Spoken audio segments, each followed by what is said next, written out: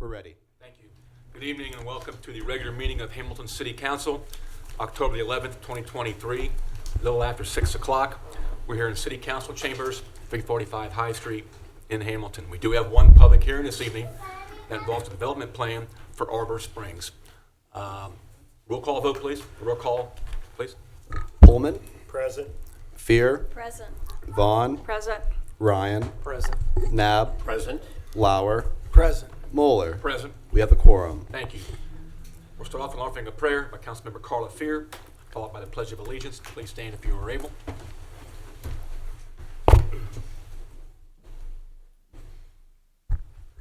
Heavenly Father, thank you for the gift of life and the opportunity to serve the people of our city. Help us to act with character and conviction. Help us to listen with understanding and goodwill. Help us to speak with charity and restraint. Give us a spirit of service and let us be effective and decisive. In faith and confidence we pray. Amen. Amen. I pledge Allegiance to the flag of the United States of America and to the republic for which it stands, one nation, under God, indivisible, with liberty and justice for all. Okay, we do have some very special presentations this evening. And the first one is Hispanic Heritage Month recognition by the Department of Human Resources.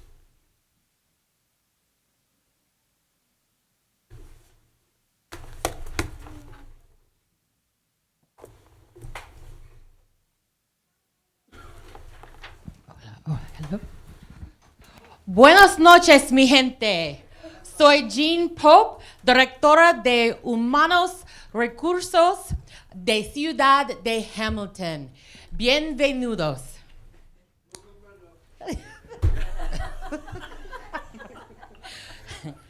Bienvenidos a Celebración de Herencia Hispana Latino. Este año tenemos la oportunidad para reconocer a nuestros empleados de la ciudad, dueños de negocios y miembros de la comunidad. Good morning, everyone. I am Jean Pope, Director of Human Resources for the City of Hamilton. Next to me is Emilia Solanchotero Carvajal, Human Resource Assistant.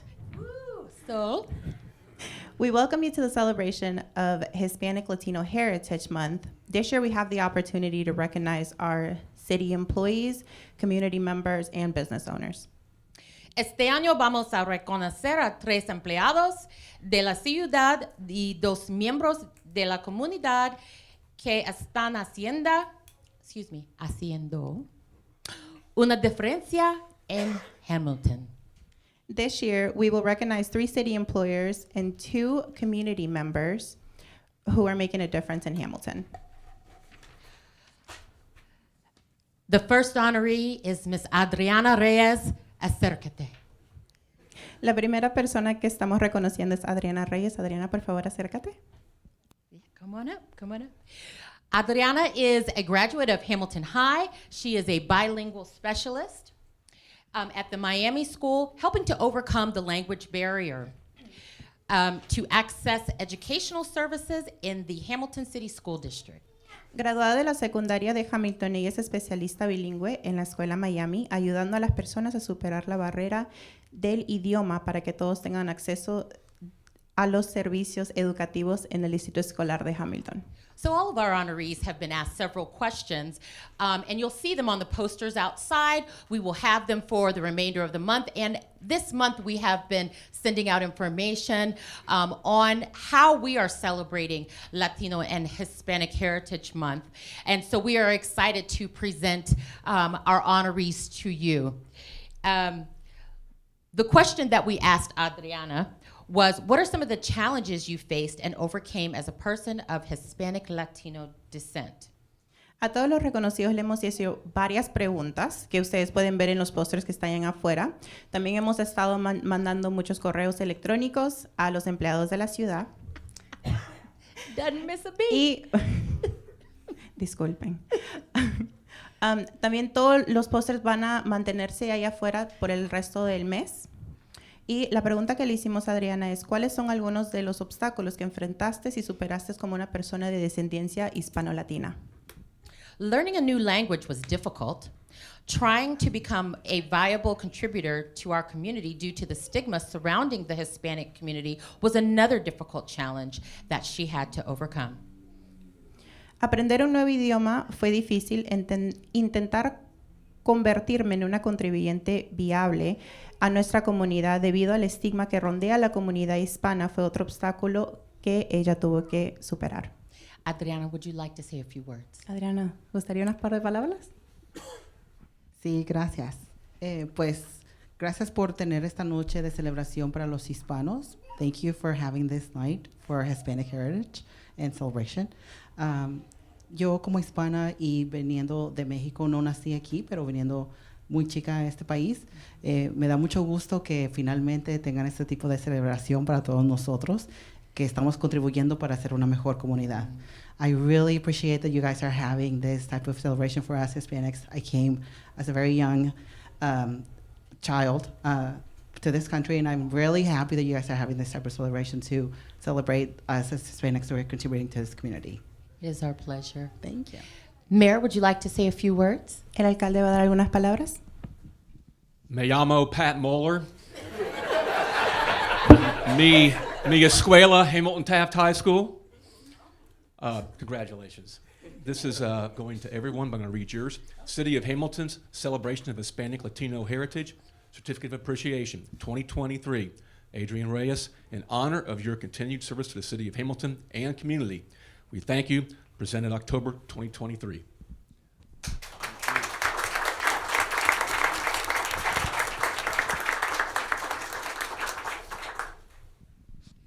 La próxima persona, el Teniente Eric Taylor. Acércate. Our next honoree is Lieutenant Eric Taylor. Please come up. Eric comenzó su carrera con la ciudad de Hamilton en octubre de 1999. I've been practicing that one for weeks. Y este año fue promovido a teniente. Él es una fuerza poderosa en la comunidad que conecta a personas de todos los ámbitos de la vida. Eric began his career with the City of Hamilton in October of 1999. This year, he was promoted to lieutenant. He is a strong force in the community, connecting people from all walks of life. Awesome. We asked Lieutenant Taylor a question. Why do you think it's important to celebrate Hispanic Latino Heritage Month? Le preguntamos, ¿por qué crees que es importante celebrar el mes de la herencia hispano-latina? He answered that, I feel celebrating the Hispanic Latino culture and their contributions in our society allows everyone to see how beautiful and diverse our culture really is. It also shows a new generation of Latino Americans that they too can be proud. Él contestó, siento que celebrar la cultura hispano-latina y sus contribuciones a nuestra sociedad permite que todos vean lo hermosa y diversa que realmente es nuestra cultura. Además, le muestra a una nueva generación de latinoamericanos que ellos también se pueden sentir orgullosos. LT, would you like to say a few words? ¿Teniente algunas palabras? I'll say that, being born in Colombia, South America, coming here as a young, as a baby really, and growing up in New York, I had a lot of experiences and a lot of diversity over there. I ended up in Hamilton because of my wife. I met her in Hawaii, and she's from this area. That's how I ended up here. But what I want to say about the city of Hamilton is, the minute that I came here, I felt welcome. And into the city, into the department, and I felt, once I had that backing, I served the community with that backing, and I try to do everything for our whole community as a whole, but especially to our Latino community, and do best by them and the whole city as a whole. We thank you so much for your service. Mayor.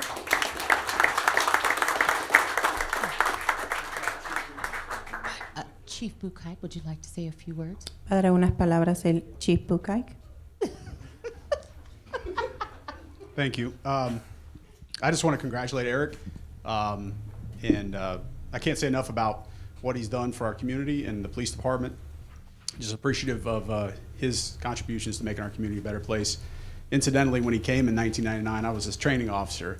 So we worked together from day one. Very proud of his accomplishments, what he's done here in the police department, just in the community, him and his family both. So congratulations. I'm going to try this. Muy excelente trabajo. Very excellent work. Thank you. That's a certificate of appreciation. That's awesome. Thank you.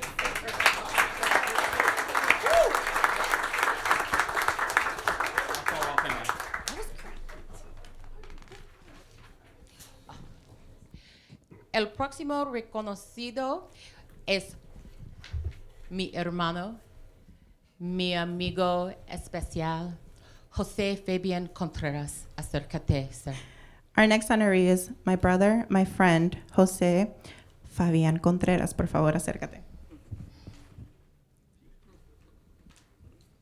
Love you so much. Graduado de la Universidad de Miami, I'm a little choked up. José trabajó para la escuela de Baden por muchos años.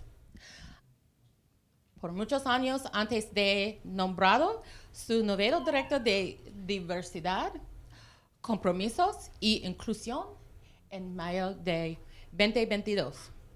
Él también es director de finanzas de CHIPS. Jose is a Miami University graduate. He worked for Baden School for several years before being named their new Director of Diversity, Engagement, and Inclusion in May of 2022. He is also the Chief Finance Officer for the CHIPS organization. Jose's question is, what are some of the challenges you have faced and overcome as a person of Hispanic and Latino descent? La pregunta de José fue, ¿cuáles son algunos de los obstáculos que enfrentaste y superaste como una persona de descendencia hispano-latina? His response was, there are many challenges that come with being a Latino in America, ranging from being underestimated to hearing that you don't belong. These challenges have shaped who he is today. And he said, I don't wish them away. Instead, I hope to work towards improving our community for the next generation. I'm sorry. Your baby's really adorable. That's my niece. Go on. Su respuesta fue, hay muchos obstáculos que vienen con ser latino en los Estados Unidos, desde ser subestimado a escuchar que no perteneces acá. Estos obstáculos han dado forma a quien soy hoy y no deseo que no hayan pasado. En cambio, espero trabajar para mejorar nuestra comunidad para la próxima generación. Jose, would you like to say a few words? José, ¿algunas palabras? Muchas gracias por tenerme aquí. Thank you so much for having me here. I get great gratitude from being able to serve, whether it's through our Latino community at Baden or through the CHIPS program. I'm so happy that this is happening tonight, just because a lot of times we don't see the recognition, and sometimes we feel like we're forgotten. So Mayor, City Council, remember that we're here. We're a big part of the community, and we thank you for recognizing us tonight. Thank you.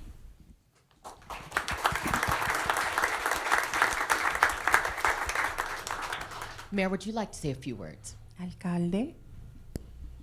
Thanks for your work with CHIPS and also at Baden. Qué alegría. How great, right?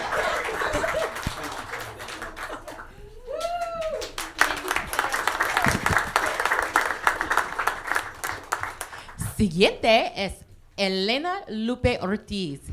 Por favor, acércate. Next is Elena Lupe Ortiz. Lupe comenzó su carrera con nosotros en abril de 2021 como secretaria adjunto de la Corte Municipal. Lupe started her career with us in April 2021 as deputy clerk in the municipal court. Lupe's question was, what does this month mean to you personally? La pregunta de Lupe fue, ¿qué significa este mes para usted personalmente? Now, originally, she's from Arizona, and she said, personally, I am so blessed and appreciative that my parents sacrificed everything they had to uproot their whole lives and move across the country for my siblings and me to have a better life. Originalmente ella es de Arizona y su respuesta fue, personalmente me siento muy bendecida y agradecida con mis padres por haber sacrificado todo lo que tenían para mudarse a otro país para que mis hermanos y yo tengamos una vida mejor. Señora Ortiz, would you like to say a few words? Buenas noches, buenas tardes, no sé. Agradezco este momento y agradezco mucho el apoyo que los dan. Gracias. Mayor, would you like to say? Oh, I am so sorry. Judge Gettemeyer, would you like to say a few words? El juez va a dar unas palabras. Gracias a la ciudad por esta oportunidad hablar con ellos todos here. Cada día ella siente cerca de mí en la corte. A veces es un intérprete, a veces es clerk, pero siempre es mi amiga. Es una Muy es bueno. una amiga muy inteligente, muy responsable. Gracias. Very nice. Very nice. Sir. Mayor Moeller, would you like to say a few words? I can't follow that up. Congratulations. Thank you so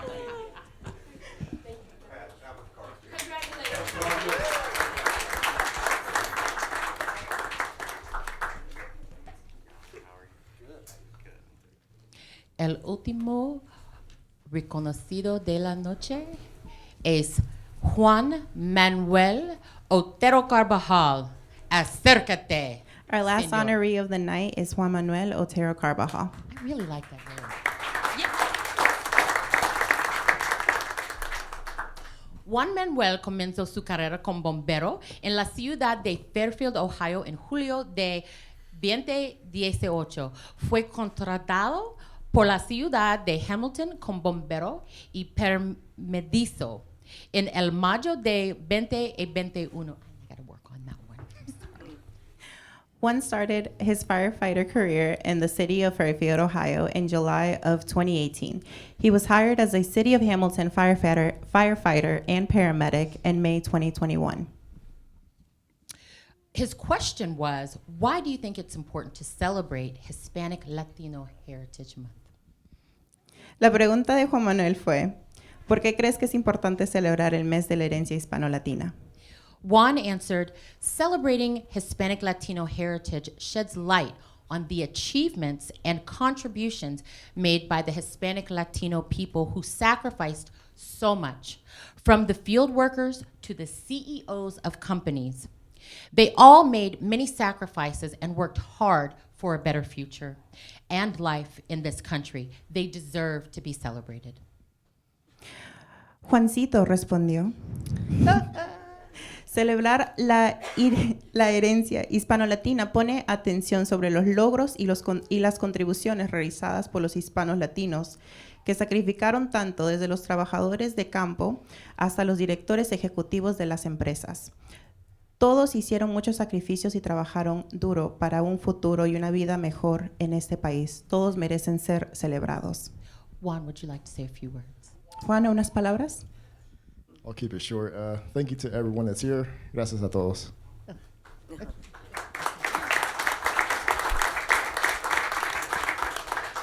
Mayor, would you like to say a few words, sir? Alcalde, ¿unas palabras? Thank you very much for joining Hamilton Professional Firefighters. You're doing a great job. Thank you.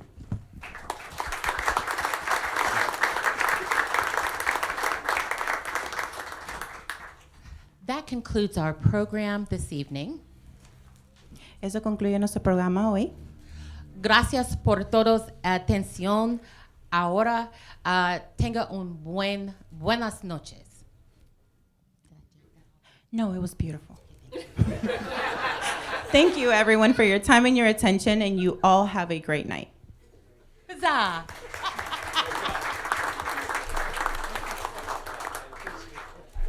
Oh, one more thing. I'm so sorry. Really quickly, let me just thank the people that put this together. So it was Solo Tero Carvajal and Rebecca Cremines.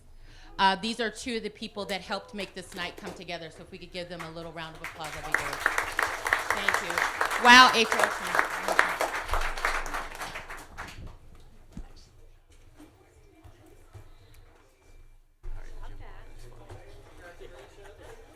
I like Spanish from a few years ago. Good job, All right. We'll wait just a second here.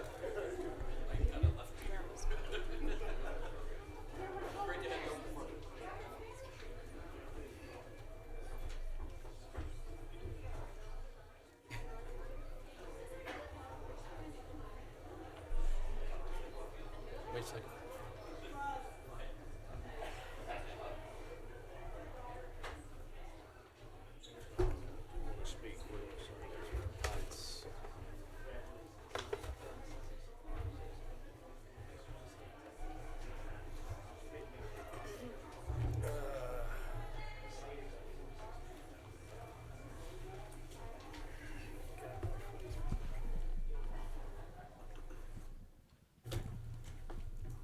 Dr. Dave, you want to come on up here? It's now time for the annual Arbor Day proclamation with Dr. Daniel Gladish and our municipal arborist, Dave Bieneman. And this is part of what is part of earning the Tree City designation, is that we celebrate trees, we celebrate Arbor Day every year. And we've had it for about 16 years now, I think. 18 years, and we keep getting growth awards, is that correct?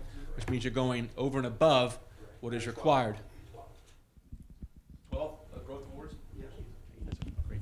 Hey, Mayor, real quick, I took Latin for a year. You did, okay. So downtown trees are Pyrus calleriniana, Gladitsia tricanthos, Ulmus parvifolia. Let's see, what else are there? Acer negundo, and there's some crabapple, Malus adirondack. So that's the only Latin I know. What do you call honeysuckle, just for the heck of it? What do you call honeysuckle? It's Laniceros. Another word for it, possibly. Okay. Doctor, you're receiving this, is that correct? Tell us a little about you, because you've got an amazing career as well. Well, I have just retired after 29 years as a professor of plant biology at Miami University. And I spent most of my time working with students at the Hamilton campus. I had graduate students in Oxford, some of whom are across the world now doing amazing work. And I have one just got appointed as a professor in Texas. So I'm very happy to be retired. Thank you very much. Dave, tell us about the tree board and what you've been doing the last 12 months, if you would.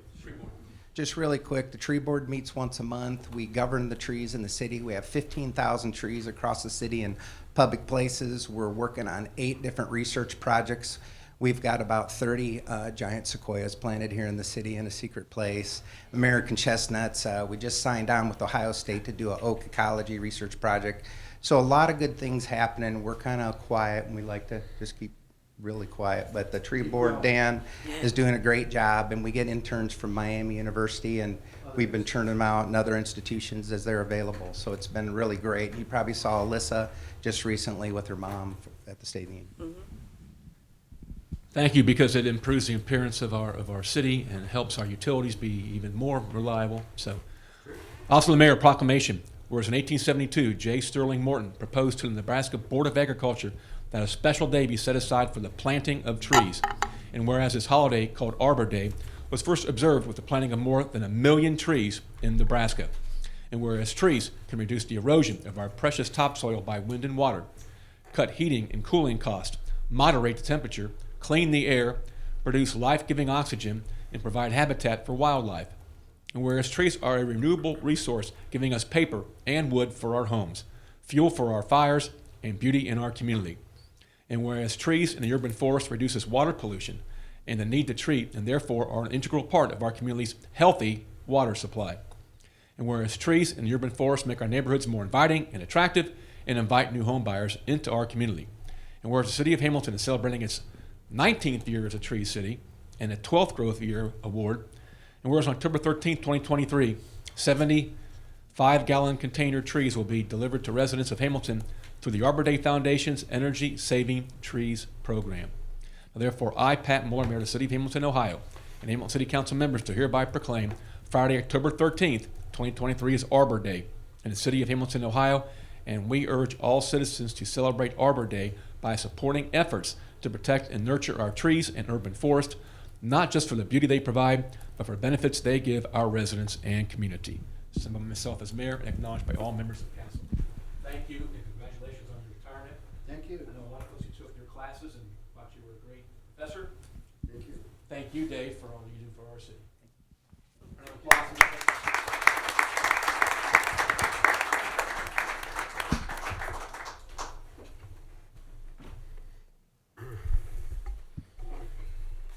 We now get the audience of citizens, and that is when individuals have a chance to make comments, and they may speak during this part of the agenda or may reserve the right to speak specifically when the item is up for a vote on council floor. All individuals who intend to address council are required to sign this blue public speaking book, and we have got many folks who have signed, quite a few. Each speaker is allowed up to 5 minutes. Now, I want to ask just a couple of questions. Jim, you're talking about Franklin, but I'm not going to call you up yet, okay? Is it Sherry Raswell? Is there a Sherry here? 31 Bab Lane. Is she here? Okay. Hold on. Tim, there's a Tim. Want to talk about Water Cove, is that correct? Okay. Tim, would you like to, I think you should speak after our presentation, if that's okay with everybody. That way you can hear the city professional talk about, and then you can respond. That might be an easier way to handle it. Okay. Mike Turlio, is there? Timko. I'm so sorry. No. Mike, you wish to. So you're the engineer. Okay. And I got a Maya Craft. That was my bad. I didn't know what I was doing. You're not the first. Hold on, we're all okay. Do you wish to speak tonight on something? Okay, you sure? Okay. All right, so Tim, you will speak after the caucus presentation by the city. All right, Jim, come on up. Give us your name, and for all of you, give us your name and your address, please.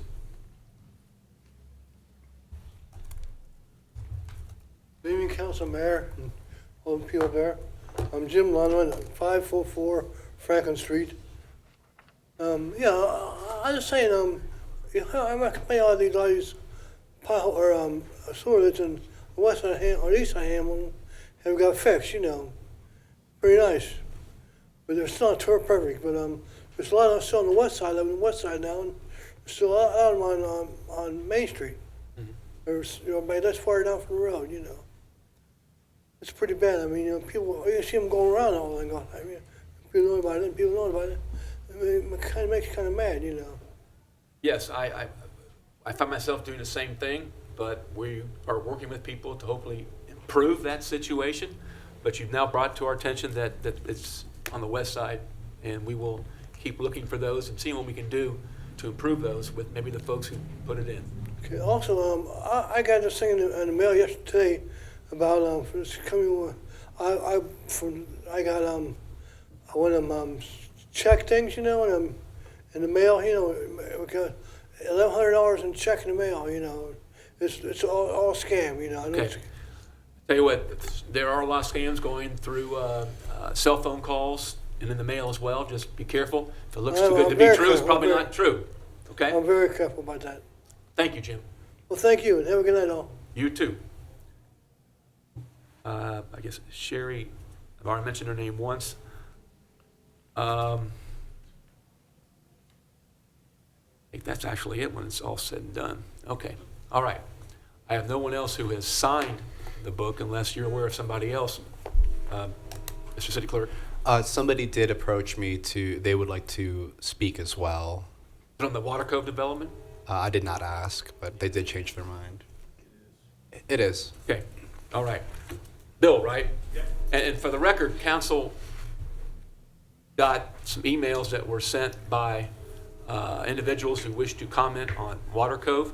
When we got those, it was about a second hour before the council meeting. So we're aware of some of the things that are in your emails, but Bill, do you want to speak?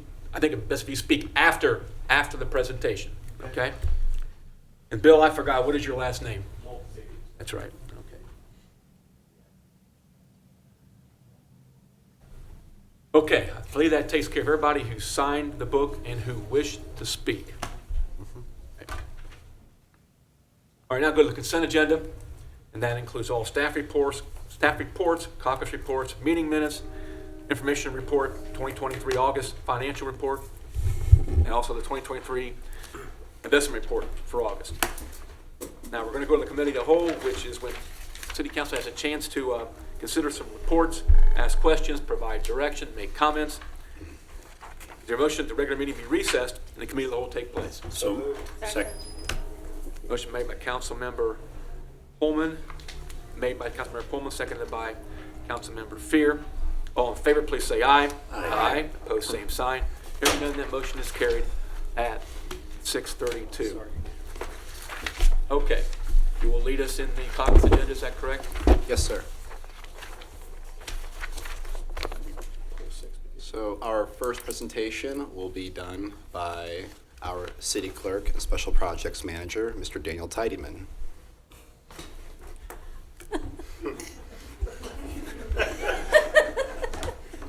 Good evening, Mayor, members of council, members of the public. I have a very short presentation. This deals with our 2023 codification update. So on an annual or sometimes by a semi-annual basis, we do a update with American Legal Publishing. They manage our online code, more or less. So anything that deals with our local laws and our charter, they have a digital copy that's available for the public to view. Our process at this time is we more or less send an updated amount, all the code amendments over the course of a year to them. They do their review, and then we get a pilot copy back or hard copy of the amendments that we then put into our hard copies of our ordinances. Once all that is taken care of, we then receive so many copies back, but we still have to go through a process of accepting these replacement pages. So that is a short summary of this item. Do we have any questions about the codification update? Okay. Thank you, sir. Thank you. So next up for agenda item number 2, we'll have a presentation by our Director of Public Works, Mr. Jim Williams. Good evening, Mayor, City Council. I'm Jim Williams, Director of Public Works for the City of Hamilton. Tonight I'm standing in for Edwin Porter, the Executive Director of Infrastructure, as well as Bill Hudson, the Director of Utility Operations. They are both at the Clean Currents Conference, which is an international conference for the hydroelectric industry at Duke Energy Convention Center downtown. And so I was asked to come in and talk to you tonight for the sole source justification for the purchase of a Channel Monster.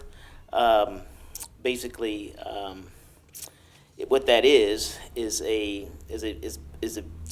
rotating drum screens that will be located in the waste reclamation plant that allows us to reduce solid particles to an average size, essentially, that would be acceptable within our process and not clog the system. So essentially, we have at the waste reclamation plant 2 of these grinders. One is from JWC Environmental, and it's called a Channel Monster grinder, by the way. The other one is a Worthington commuter, which is approximately 40 years old. It's beyond its service life, and it's becoming increasingly unreliable. Essentially, to refurbish that, it would cost just as much as a new grinder. And so in order to maintain reliable plant operation of the plant, the Waste Reclamation Facility has requested to replace this 40-year-old Worthington grinder with a JWC Environmental Channel Monster grinder, similar to the one that's already in operation. This piece of equipment can be purchased through Henry P. Thompson Company, and it costs $94,194.84. This will simplify our service and allow for redundant critical spare parts, which will aid our expenses as well as planning. So we're hoping that you'll approve this item for sole source justification. Any questions? Thank you. Thank you, sir. Next up for agenda item number 3 will be a presentation by our Director of Health, Ms. Cindy Hogg.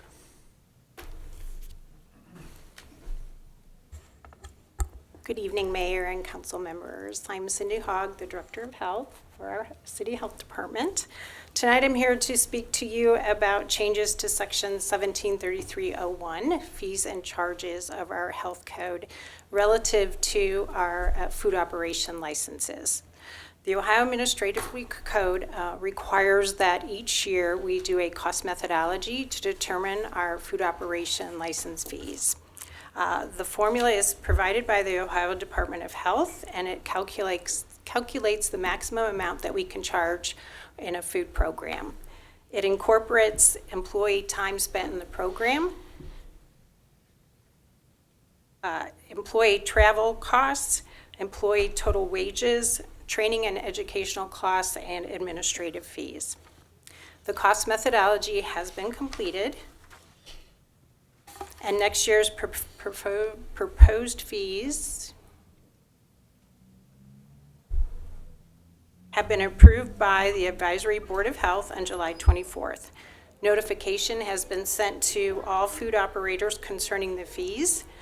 All program fees are remaining the same except for the food vending program, in which there will be an increase of $1.18. I've provided the food licensing proposed fees for 2024 and a comparison chart with the City of Hamilton with other city and county health departments. If you take a moment to look at this table here, the City of Hamilton is in green, and you can see that our fees are in the range of other city and county health departments in our area.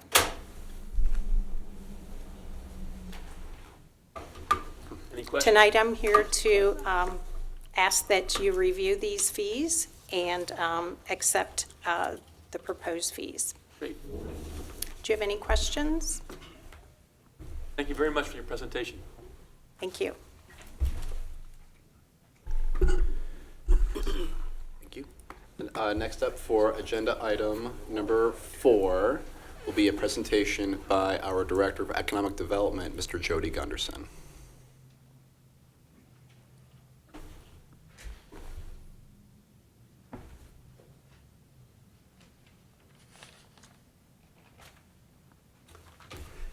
Mayor, City Council, thank you very much. My name is Jody Gunderson. I'm the Director of Economic Development for the City of Hamilton.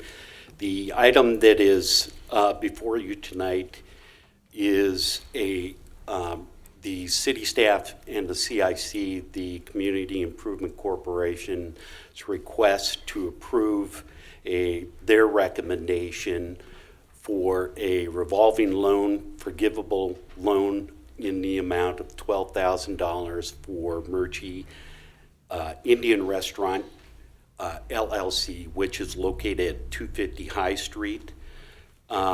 This particular loan program is something that the city has available to certain census tracts throughout the city.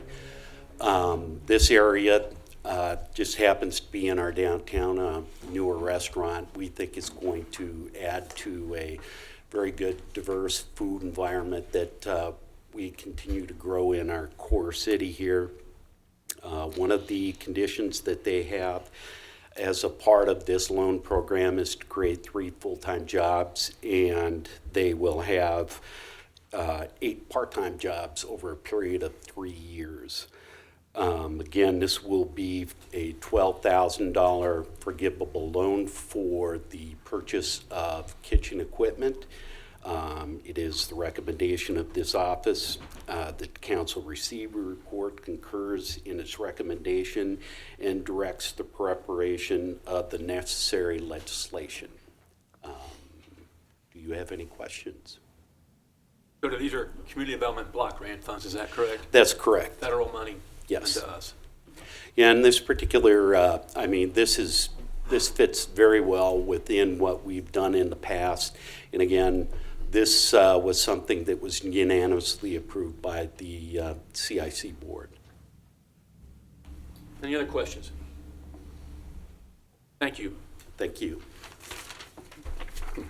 Now, moving on to agenda items 5 and 6, we'll have a presentation by our Director of Planning, Ms. Liz Hayden.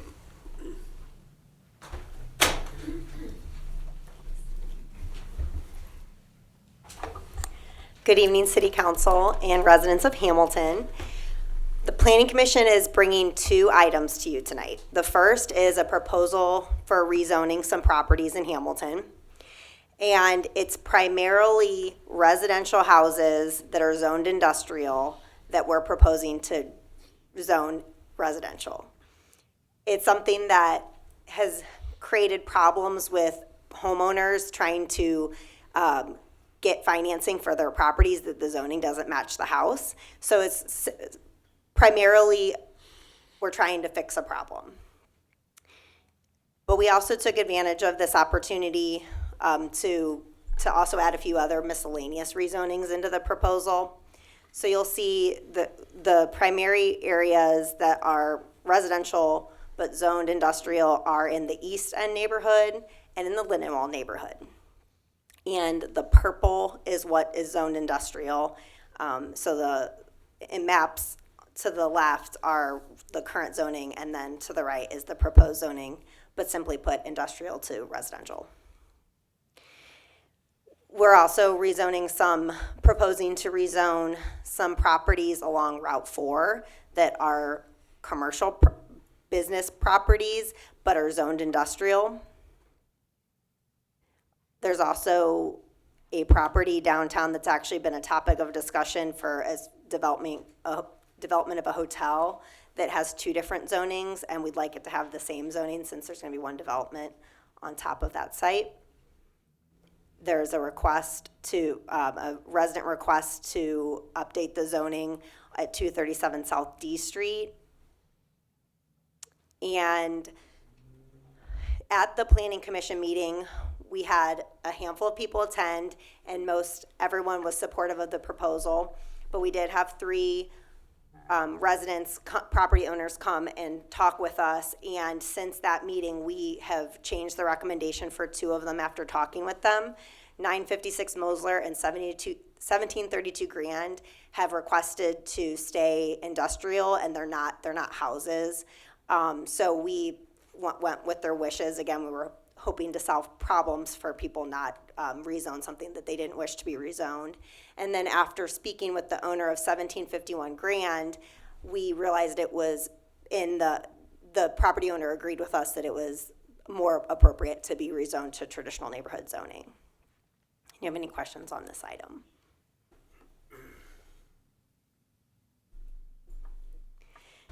Before you get started on that, there's been a request to pull 6, so one of our members can't be involved with it. Is that correct, Madam Law Director? That's correct, Mr. Mayor. But before we do that, can you preface what the legislative path is for this item number 6 so that everyone in the room can know what the path is on it?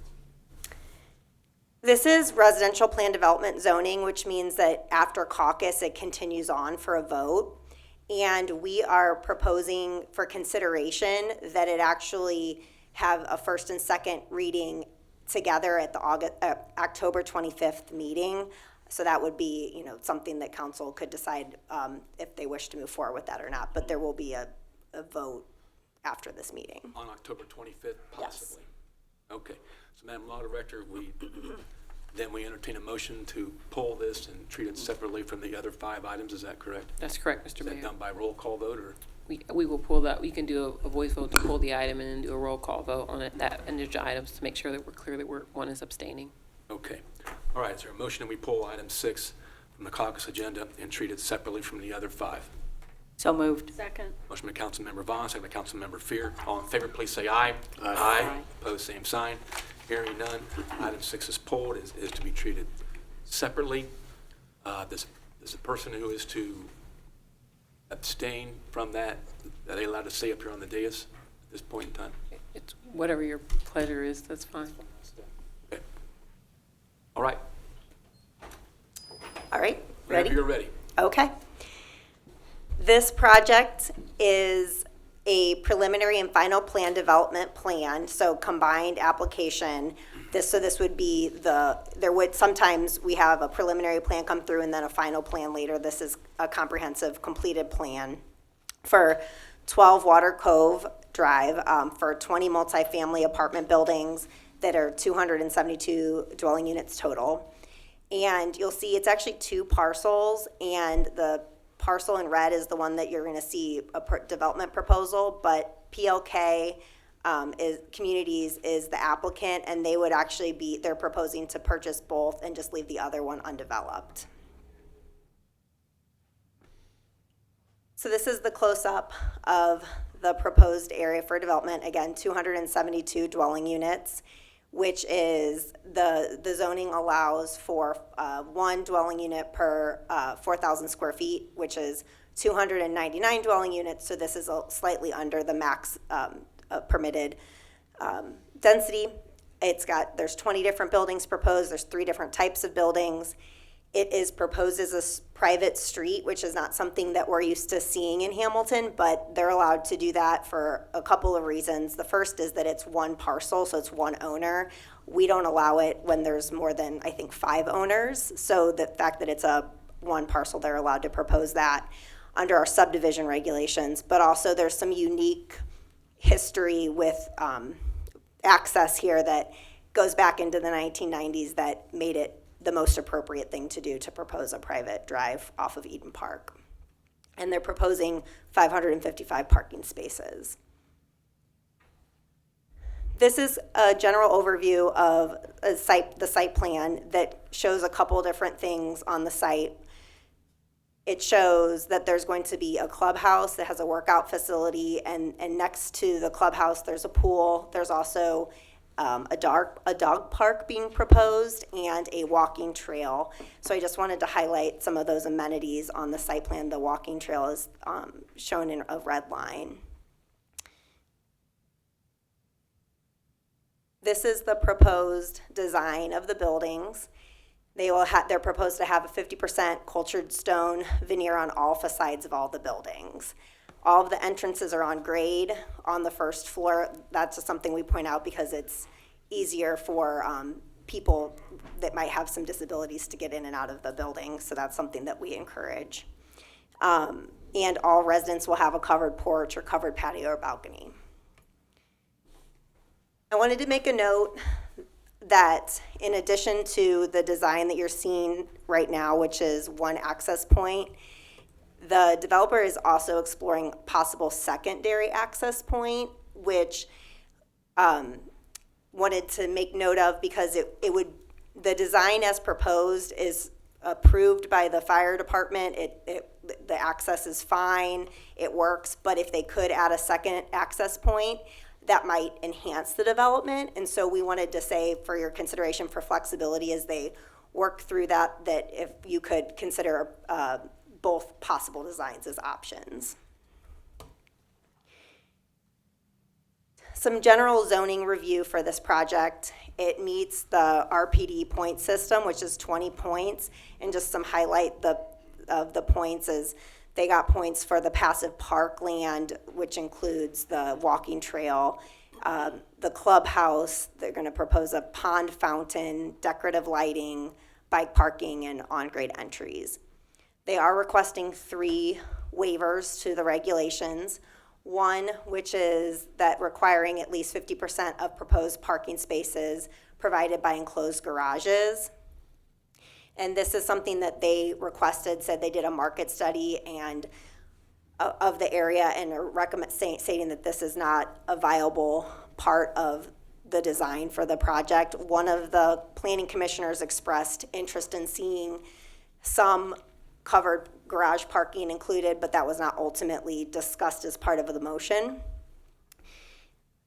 The second waiver is that we have a regulation that says it requires infrastructure to allow future installation of at least one level 2 electric vehicle home charging station per required parking spot.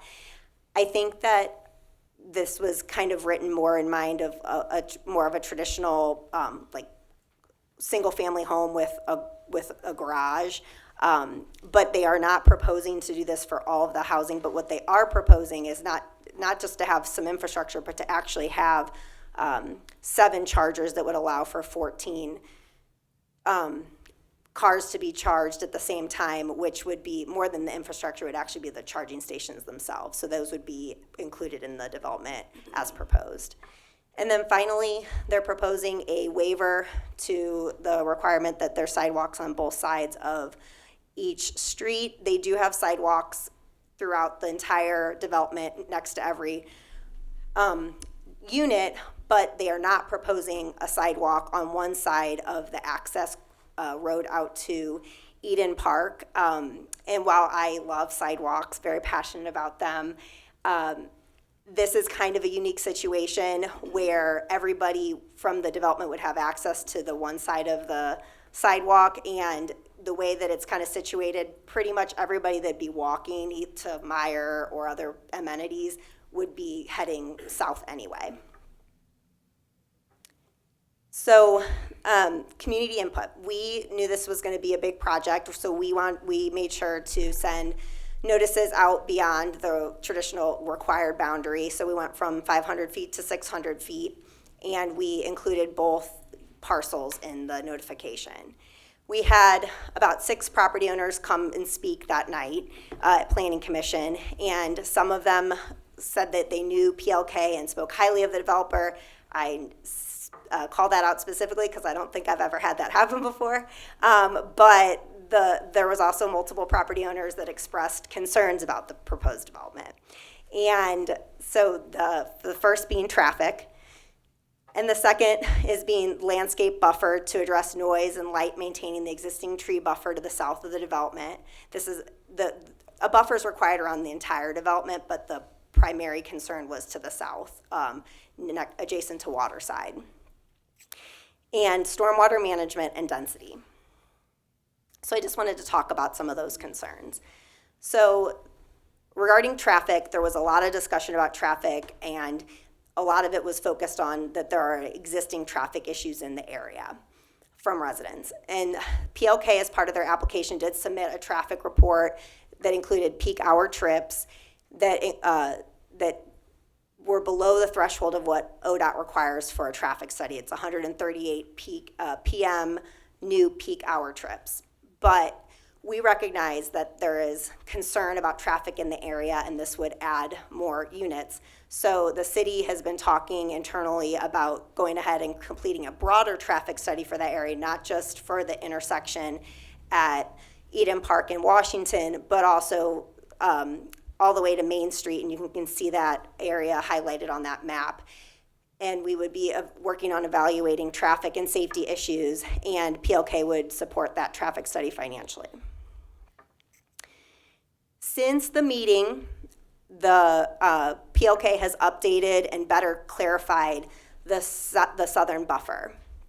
So this is showing a close-up of their southernmost building. Since Planning Commission, they better clarified the buffer. They moved they made the building a smaller type of building, and they moved it about 10 feet north. They basically shifted everything up as far as they could towards the pond without encroaching on an easement. And they're showing what the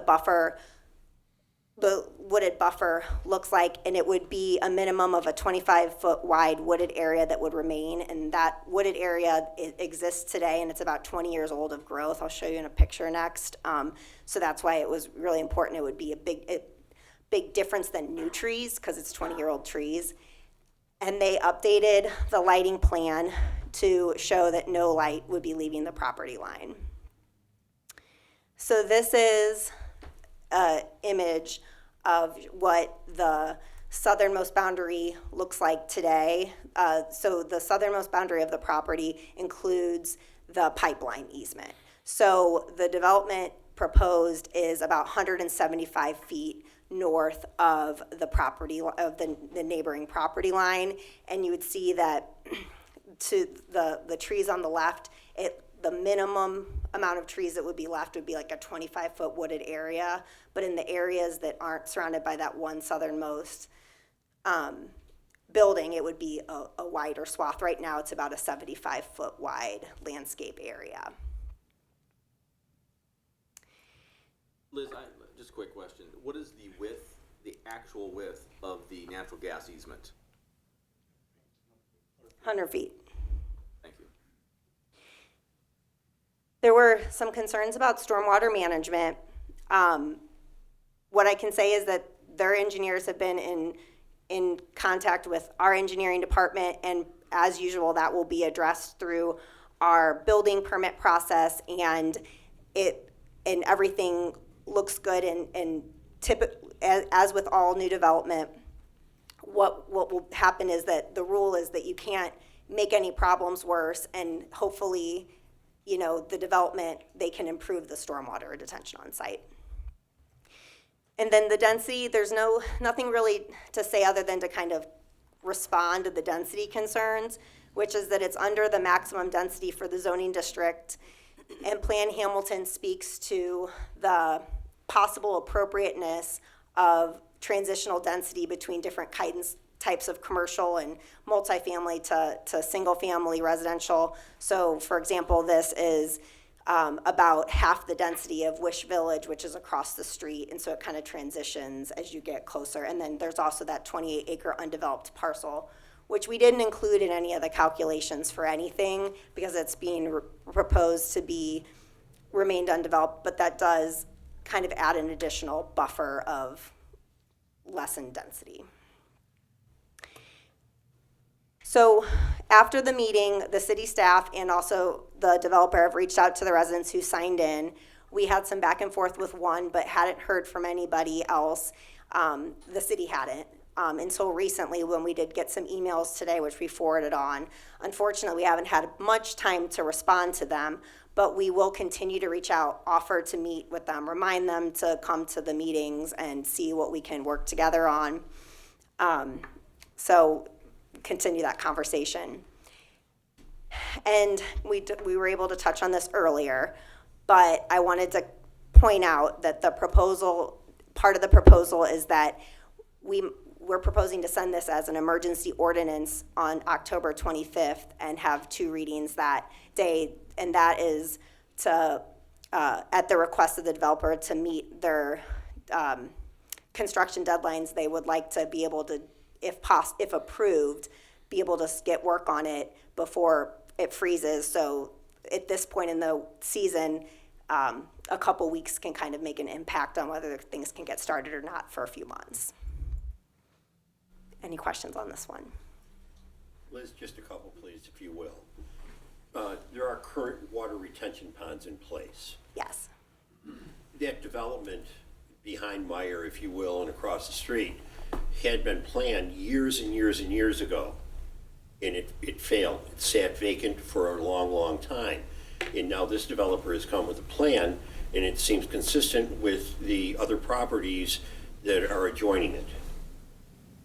I was disappointed today to receive a flood of emails at between 4 and 5 o'clock from the nice folks that live in the development that is kind of contesting right now, that following planning last week and following the capability to communicate with any of us on council, and I would dare to say that my fellow council people all feel the same way. The mayor kind of alluded earlier tonight that we received emails at approximately 5 o'clock. So again, we've got plenty of time to be able to have conversations, to be able to listen to the people that are going to have a conversation with us tonight. But I wanted to go on record, this isn't a surprise. and vacant land is going to be developed. There was what appeared to be a clubhouse back there, potentially even a swimming pool that maybe 15 years ago, and that went undone. So again, I'm not surprised that this parcel, which is a huge piece of property, is going to be developed into a land space that's consistent with apartments and or condos and or housing, whatever it may be. So this, again, it just makes sense to me of what the intent of that property might be. As you look at the water retention ponds, and that seems to be because of the barriers, because of the wooded lots. I drove by there today to take a look and kind of see what we were going to be discussing tonight on my way to council, because I had received those emails so late in the day. Are the water retention ponds going to be consistent, or are they going to be changed or widened, deepened, anything at all? I think that we don't have the final plans, but I did talk to Alan Messer about it today, and generally speaking, it is sized appropriately. It was built for the type of development, and so it may not need to be much bigger, but it will need to be modified somewhat to meet the 2023 regulations. Understood. But then, I realized, and I read the emails and things as best I could, and I realized it might be contentious. It could be lighting and traffic and things. As you said, the potential developer is talking about looking at a traffic study with us and things, so we can assure. Do you have any idea, because it showed one, if you will, lane or driveway into ingress, egress from the planned development? Do you have any idea, when you talked about sidewalk, any idea how wide that proposed street is going to be? I think this 24. 24, thank you. I couldn't tell if it was 18 or if it was 24. I knew it was in their range, but I couldn't tell. And you had said fire safety has already said, yes, that is consistent? Yes, we had a meeting with a cross-departmental team a while back to help shape the design. Okay. In your opinion, when you said we all love sidewalks, and we do, there are sidewalks along Eden Drive and things that have now been replaced and repaired because of all of the infrastructure work that went on. Is it appropriate to have one sidewalk on that side of the street? Yeah, I am such a big fan of sidewalks, and we're working really hard to make sure we have sidewalks everywhere, that it's something that I had to look at closely, but it's different than like a single family subdivision where you need sidewalks on both sides, because every 100 feet there's a new house that needs to get on the sidewalk. Yes. The sidewalk is accessible to every single unit, so, and with the right crosswalks, it really, I think, will get people where they need to go. Okay. And I didn't, when I drove it this afternoon, again, to remind myself, I didn't look at the driveway that would go back into Meyer and have access for grocery and shopping and things like that. Are those where the planned lane is going to be? Is that fairly close to the Meyer access? It's north of the Meyer access. Okay. The main one that I think people But close. It's yeah. walkable and bicycles and things like that. So what we know is that there are people walking out there. Right. Because we spent a lot of time and energy over the past year, engineering especially, putting sidewalks in where they did not exist on Eden Park. But we worked with all the property owners because there's a lot of people walking out there. You bet. Thanks, Liz. Mr. Mayor. Councilmember Vaughn. Liz, one question. So how quickly will this engineering review be done in regard to the sewer drainage or the stormwater runoff? How quickly? I mean, you're talking in 2 weeks. You want to have a vote? Well, I guess I'd have an asset because typically that's not part, that gets typically dealt with at the building the building permit stage. But okay. I mean, we could ask the applicants here, they might have an answer about that. Okay, since that was a concern of someone in an email that I got today, was the stormwater runoff. We just say every time too that that the way that the regulations are, that there cannot be any, that we don't permit any additional, that all the stormwater management has to happen on site. Okay. And then secondly, the second driveway, is that going to be a private as well, or entrance point? Yes. And will that have sidewalks just like the other? If you're going to have two I entrances? haven't, my hope would be that we'd have that plan by the 25th. Okay. And then lastly, why has this become such an emergency? Has there been a holdup on the city's behalf? That it's a request to meet construction deadlines, that it's at that time of year where either able to move dirt or it gets too cold and you can't. So that was the request. Okay. I just think a lot of these are really important questions to be answered, and I don't want to, hurry it through and not have answers. So when we vote, but thank you. Mr. Mayor. Councilmember Pullman? Liz, of course, like all of us, we're reading these emails kind of late, and I was reading them before the meeting and reading some of them now. The thing that concerns me, and I would like to maybe see if we have any reports on it, is in this one letter, they talked about the runoff that streams from the waterside southeast property line to the river. In times of heavy rain, that enormous amount of water in the past, the detention pond that is part of the Water Cove Apartments has overflowed and flooded the water within the water side, and said that it's cost some of the residents thousands of dollars in repairs. Do we have past complaints on that, and do we have any past history that we can be supplied with? And I mean, I think that's helpful to know. If this is the first time I've ever heard of that, to be honest with you. So, Rich, I mean, sorry to put you on the spot, but is that something that you're familiar with? Ponds are referring to, would you like to come up? In the mic, please.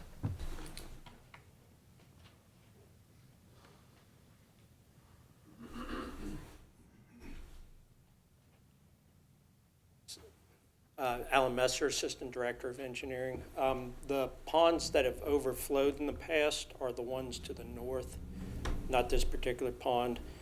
The issues that caused the overflowing were debris, essentially, in the outlet structure. This particular pond has gotten high in the past, again, because of debris, mostly beavers causing issues out there. So the issues they're referring to, there are in this area, and we're fully aware of them, but they're really not associated with this property or this development or this particular so you're pond. saying the ponds that are, okay, I'm losing my direction here, but you're saying the ponds where this development is are south of the condos? If we pull it like an aerial up here. So you see the ponds in the upper left? Upper left, yes. Yes, those are the ones that have overflowed. There's an outlet structure in the kind of south side of that upper left pond. And that's not part of this project? No, it's totally separate from this pond. This particular pond drains to the south, and it too has had issues with, mostly with the beavers covering over the outlet structure. When the water can't get out, then it essentially fills up the pond. So what kind of liability would the owner of the PLK or the apartments have to the residents below them if their retention pond overflowed and caused damage to their apartments? It would be typical to any development that has a stormwater management facility. They would have some liability to that, you think, or? I don't want to speak towards liability. I personally Or responsibility, okay.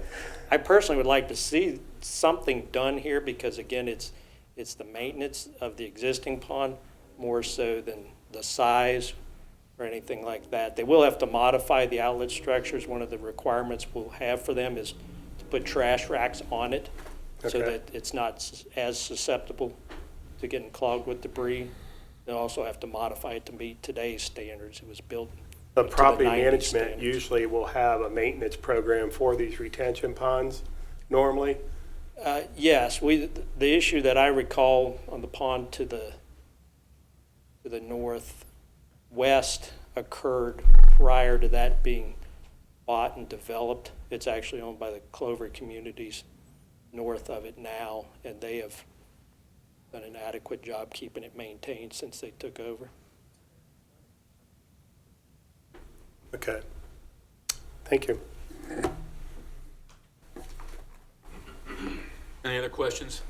I got one real quick one.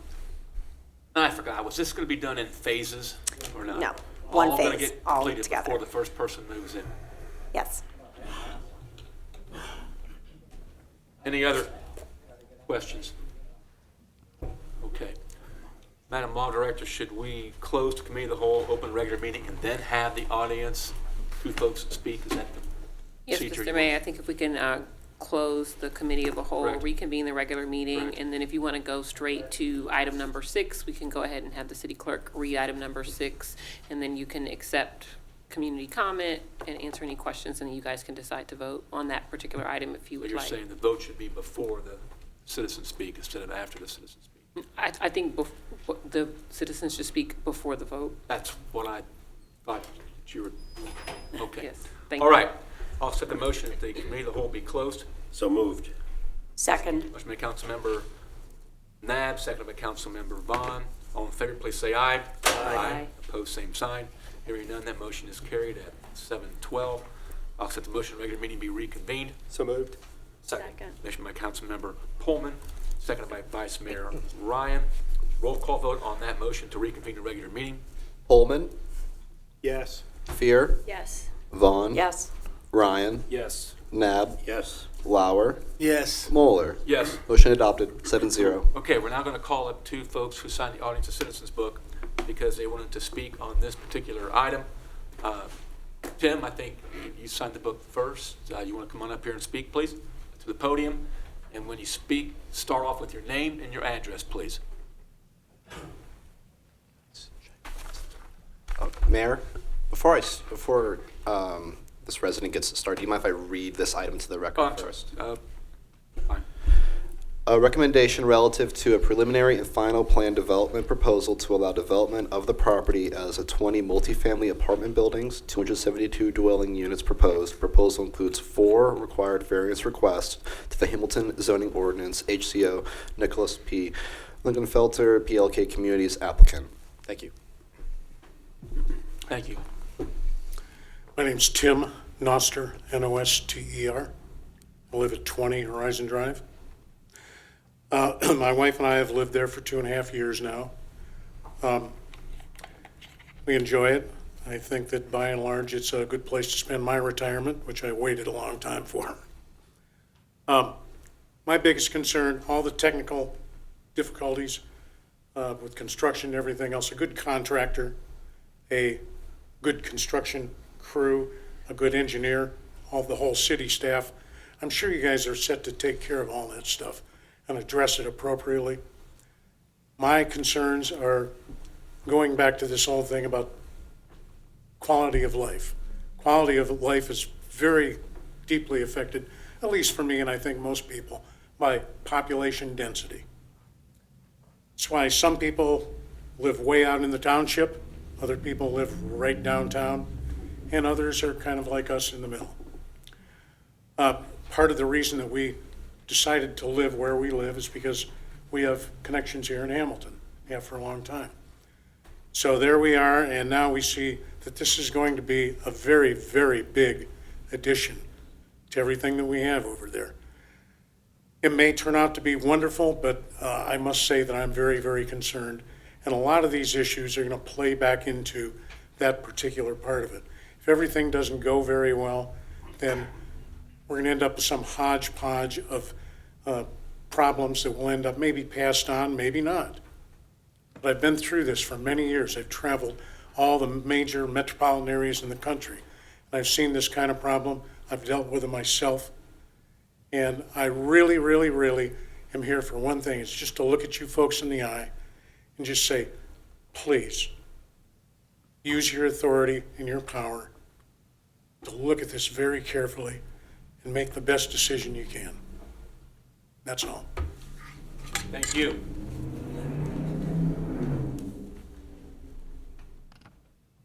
Bill, I think you're next, sir. And again, give us your full name and your address and speak into the microphone.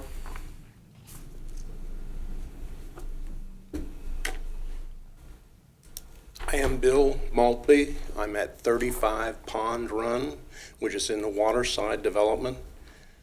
My first question is, did everybody receive a copy of this report?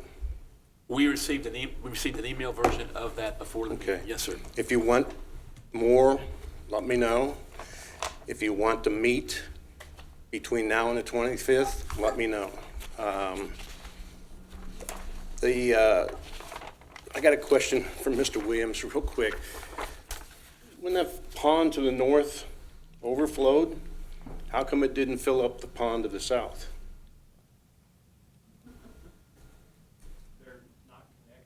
Well, I know, but it's coming down the ground towards Waterside. You would think that it would go to that one.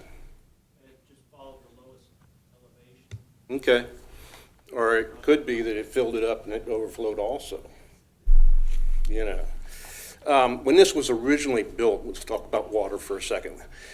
When this was originally designed, it was Irv Tesler, and the whole thing, Gun Eden was the entire development. This detention pond was set up to handle several areas. The area it handles right now, the only one that was finished, is the Myers Square area where the store is at and everything else. You're going to add, and I put the numbers in here, you're going to add a lot of water if there's a heavy rainfall. I don't know, I'm a little bit older, hate to say that, but I am. I can remember in 1973 when we had a 4-inch rain and we were building in Harrison, and we thought we were covered stormwater-wise. We were about 90% finished, and I can remember watching manhole covers shoot up in the air on water this high, bouncing on top of it. Cars were floating in the parking lot. To save the cars, we were actually pushing them on top of the water to the dry ground. So you just can't imagine what water can do and the damage it can do and how quickly it can do it when you think you have it covered. I'm just saying, let's make sure that we have it covered. Let's make sure that the engineers calculate it and everything else, and let's don't cut any corners in trying to develop this, because it's been a while since Irv laid this out. A lot of things have changed. A lot of this development has changed. Also wanted to bring up a very good question by Ms. Vaughn. There's not, in my opinion, there hasn't been enough study. There hasn't been enough discussion. This is rushing through. And that's when you make mistakes, especially when you're a body working together instead of an individual.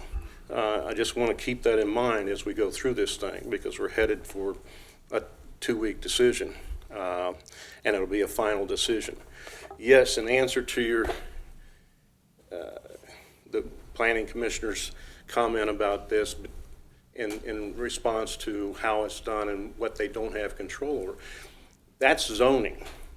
This is zoned RPD, PUD, whatever, planned development. So that's a totally different situation where it has to, by nature of the name, it's planned as a development, as versus, you know, you've got R4 zoning, so go build what you want to, you deal with the building department. A lot of this stuff is dealt with at this level before it gets to the building department.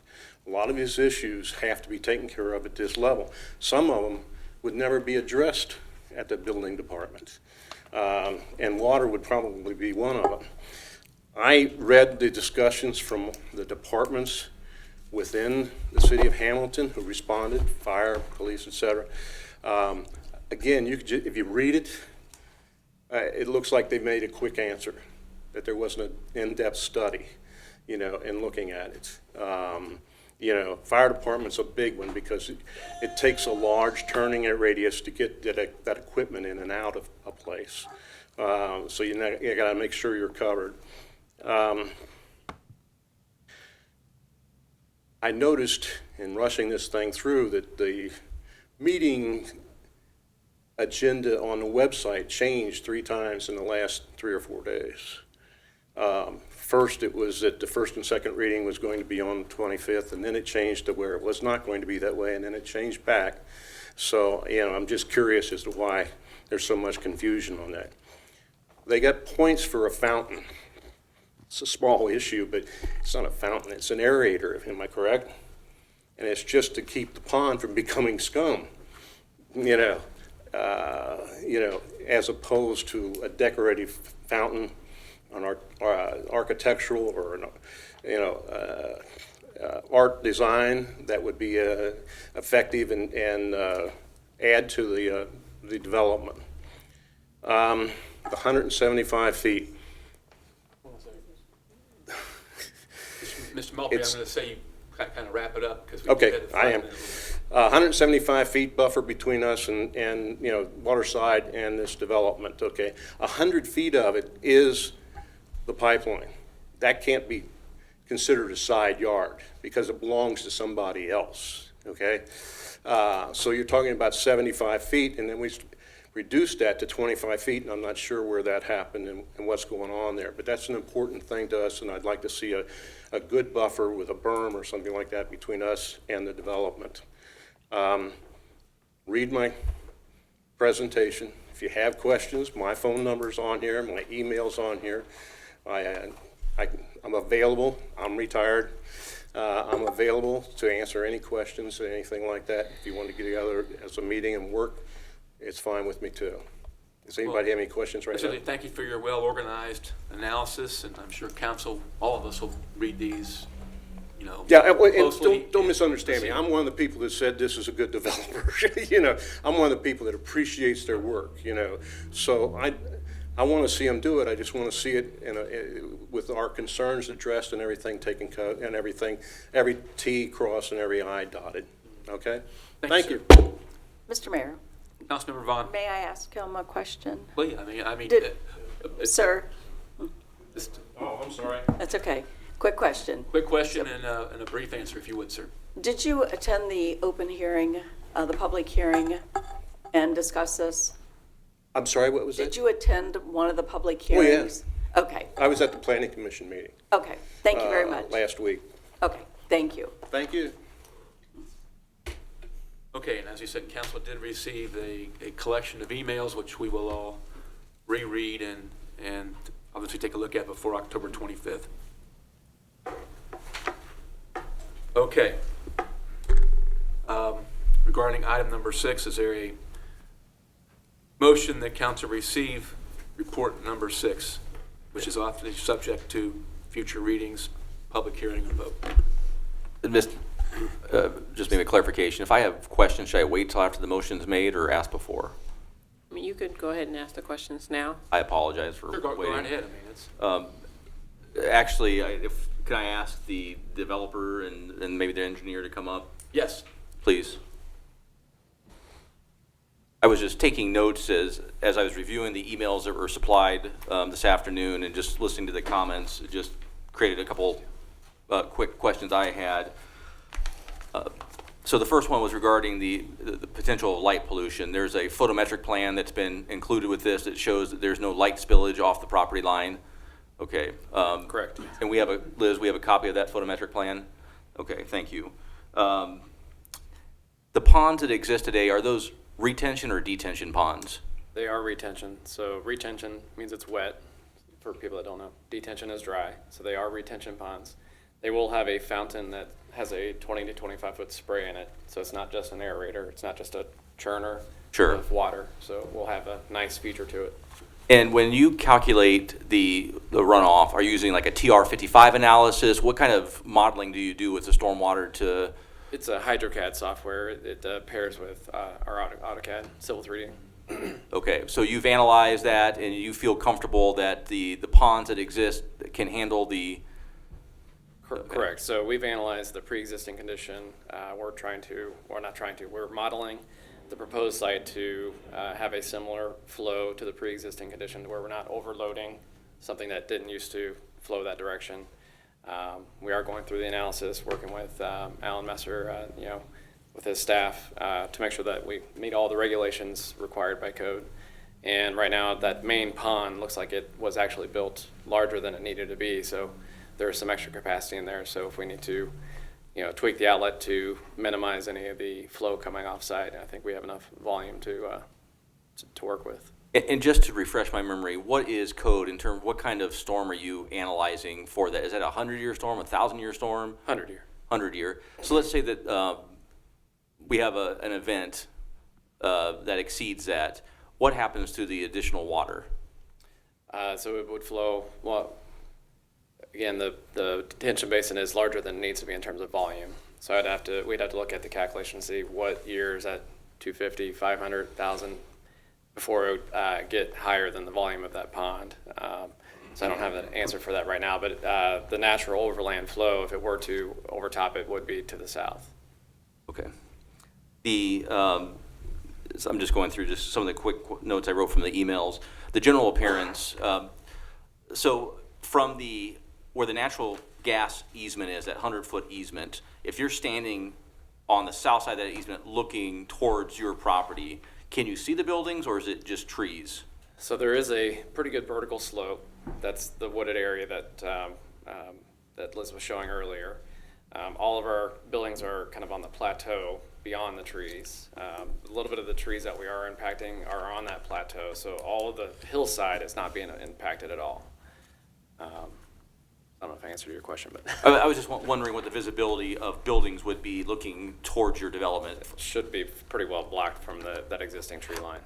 Okay, and if you're on the primary road turning into your development, do you know what the setback is before you have your first building? The main road is almost 450 feet long before we get to our property line. So if you're coming off of Eden Park, it's 450 feet that we're actually working with the church to obtain. So I think the first building after that's probably 50 to 75 feet, so a little over 500 feet from the property line. Yeah, from Eden Park. And if I recall correctly, there was some traffic analysis performed already. Do you know what the trip generation was like on an hourly basis, like at a peak time? The peak was a little less than 100 on the, I think it was the PM peak. I don't have the numbers with me right now, but I'm kind of going from memory. So, 1.5 to 2 cars per hour. Yeah. Per minute, I mean, if you're looking at 80-ish. Did the analysis give any suggestion at all based on their analysis that which direction are they going towards Gardner? Are they going down Meyer Lane? Are they going down to Northwest Washington? There was a split that we looked at, and that is provided in the report that we provided to. Do you remember just for my own edification? No. Okay. Yeah, I think it was like a 40-60 maybe. It's written down in the report, and it does give percentages and volume of traffic. I believe when we looked at the split, it was about 38 cars in the peak hours going towards Northwest Washington of the 108 peak in an hour. Okay. Last question I just wrote down. Liz had asked that we consider both readings at the next meeting. How important is that? I mean, is there a way to have the first reading at the next 2 weeks and the second and final reading 2 weeks after that? So there's a couple of different things we're working on right now. We are not intentionally trying to rush things, but it is the winter season. We've also actually seen a significant drop off in site contractors that need work right now that might be forced to lay people off. So in the past month to month and a half, we've had 3 major contractors reach out and say, hey, can we get that job or we're going to lay people off? So it's an opportunity for us to not only pick up the job, but I kind of wrote some of this data down. We have over $6 million of infrastructure we have to put into that site before a building goes up. So for us to have any type of opportunity to save on that would be huge, because right now it's a pretty thin margin project to be built. This is workforce, it's classified as workforce housing, but workforce is $1,400 to $1,700 a month for a 2 and 3 bedroom style unit. The thing is, my construction costs, whether I build in Cincinnati, Springboro, or here, the sticks are all the same cost. So unfortunately, I can't squeeze any more rent out of it, so we've got to find every way we can to be able to build that high quality product, to be able to put that 50% stone on there and really kind of make that work. We've also been working on this project roughly since April of this year. So when we initially reached out to the city, we've had some back and forth for a few months. The land's currently owned by a Chinese organization that's publicly traded in Canada.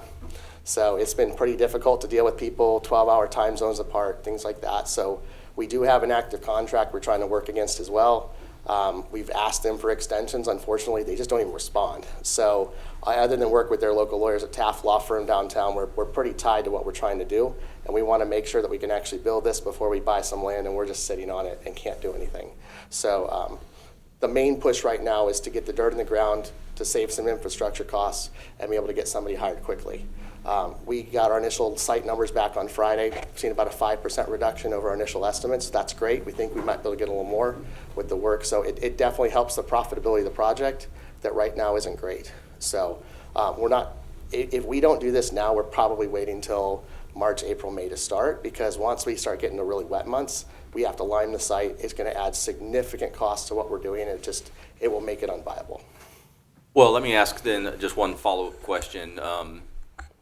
You have a lot of people in the crowd tonight that live close by. I don't know what schedules look like next week, but I would be willing to make myself available to go walk with anyone that's here tonight, walk the site with your engineer, the site plan, and just talk through it, so council can have maybe more information at the next meeting and maybe some updates from people that are here tonight. Would that be something that would be considered? Yes, absolutely. Okay.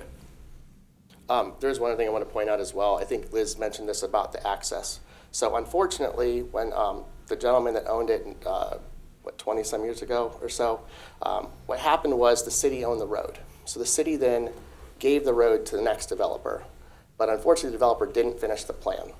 So what we got stuck with was a road that actually got divided 3 ways, and we were landlocked.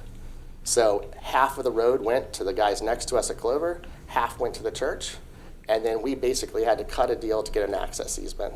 So and by the way, we're driving 450 feet over their property. So what we were trying to do is get an easement from the church on the one main parcel.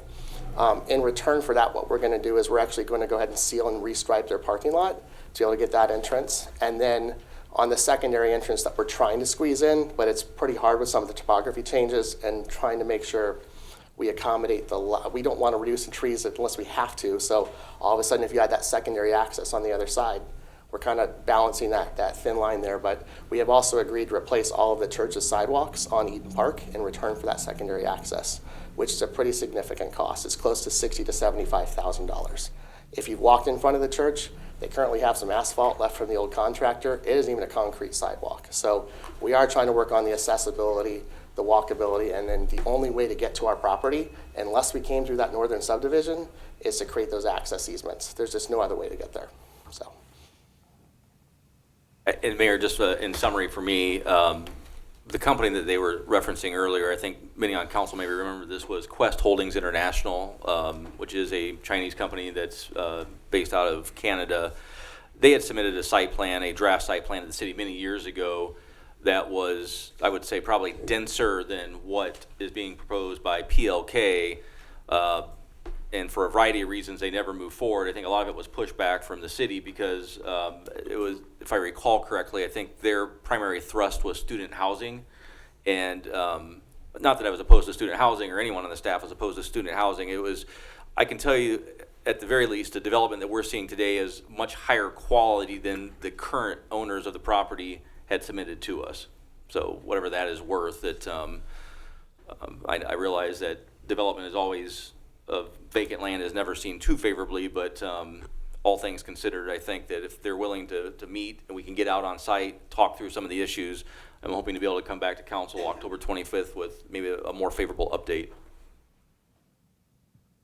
Mr. Mayor, can I ask one final? Yes, please. So you mentioned purchasing land or the church can you explain that again? So what it is, so because we don't have access to the property, I think two different things. So one is purchasing our parcel. I don't know if the parcel map is up there, but our parcel sits back 450 feet from Eden Park. So the only way to get to it was to cut a deal with the church. And we're going to actually do a perpetual access easement over their property.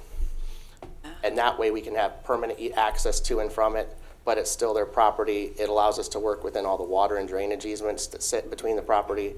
It's the cleanest way that we can get access to the site. And that would be the second driveway? Both of them are owned by the church, actually. Oh, both of them are owned. Right now, if I kind of point this out up here, the senior housing's to the north. Everything, our whole entire driveway is actually on the church's property.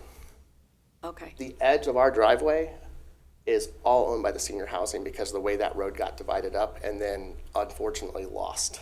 So legally we've had title lawyers, everybody, and the only way to get in and out of there is with that access easement. Our secondary easement that we are discussing, we haven't figured out exactly how to do it yet, is to add a secondary point here and come right out the side of the church's parking lot. Okay. And then I guess, Mr. City Manager, is that property, does the city maintain snow removal or anything? We take 100% of the cost, ma'am. Okay, so you take care of all the Everything. street If care? it's private, then it would be up to, yes. So I'm assuming it'd be eventually like a homeowners association that would be responsible? It's we're owner, operator, developer. Got it. So it's all Okay. us. It's our entity.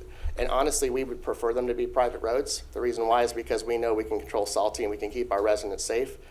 We are a very hands-on management company. Okay. We have roughly 7,000 units in the area that we own, operate, and develop with almost 300 full-time employees. Okay, perfect, thank you. Mr. Mayor, Councilmember Knapp, Joshua, please stay. thank you for your willingness to work, if you will, with the developer, the engineer. Gentlemen, thank you for everything you're attempting to do with the development to make it right, working with the church, working with the other properties around you and things like that.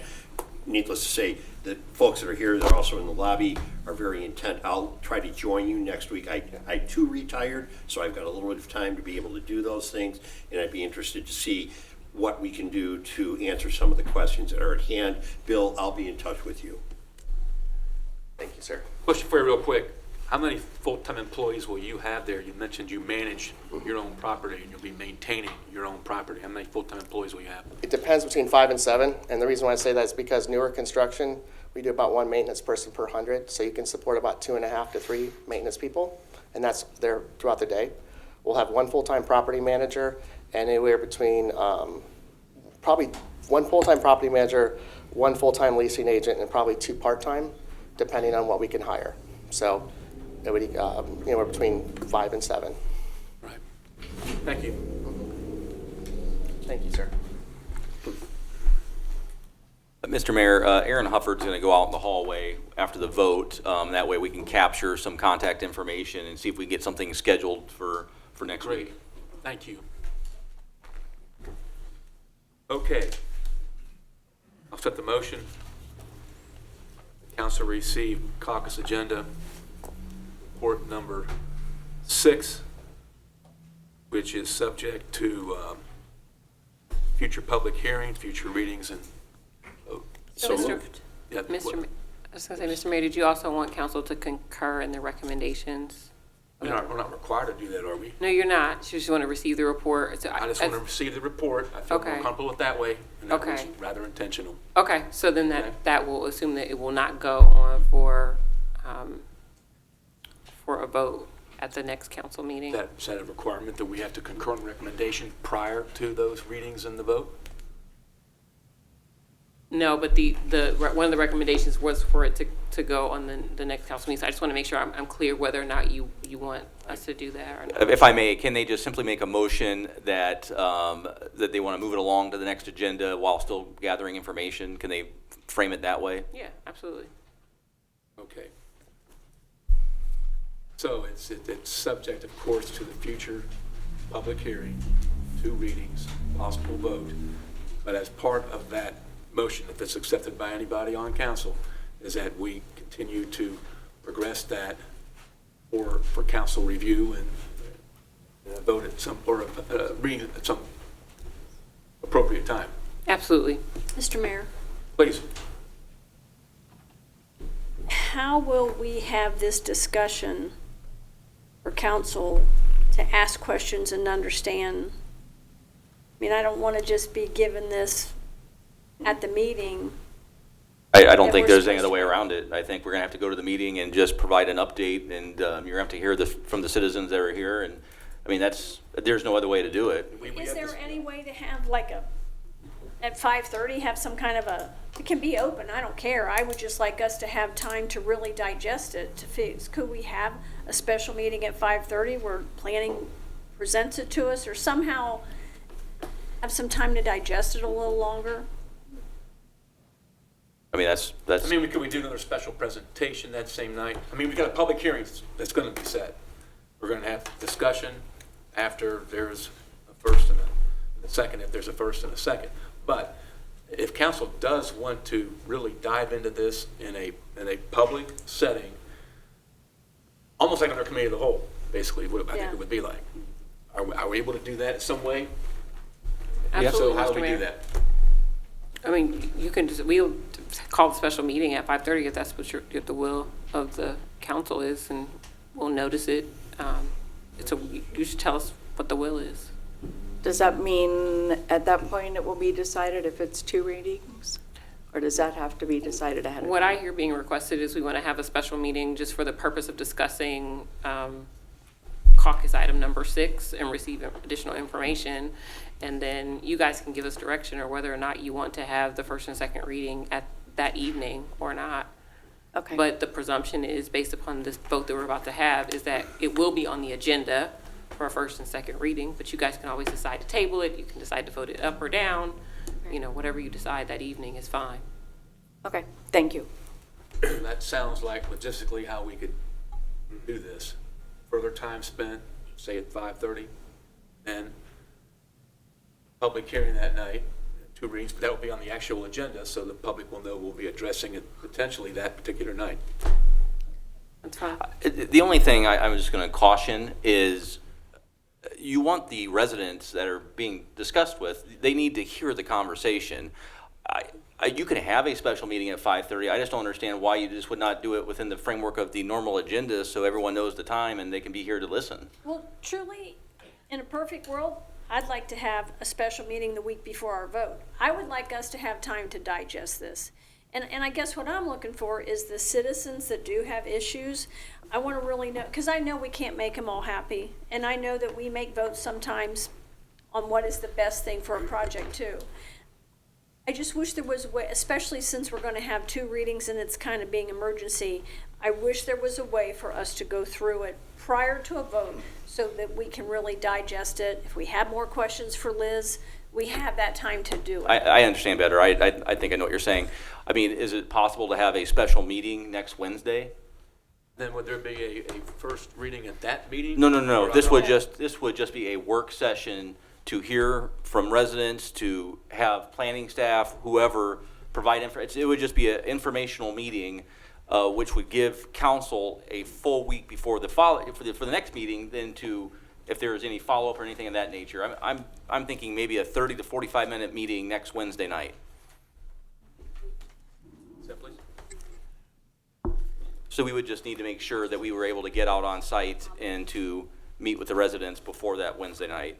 I would be agreeable. I would appreciate that. I would not be available after 5 o'clock next Wednesday night. I may have an issue with that too, so I'm looking. It'd be Talking the Tuesday or 18th? Thursday. We're talking the 18th, correct?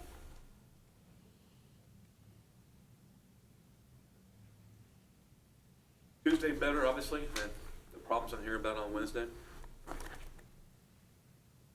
I'm not available Tuesday evening. Tuesday evening is also New London Road meeting a lot of times, so people are going to be at that, so, It's right? not, but it's another board meeting I have. Okay. If I may just ask a question of the law director.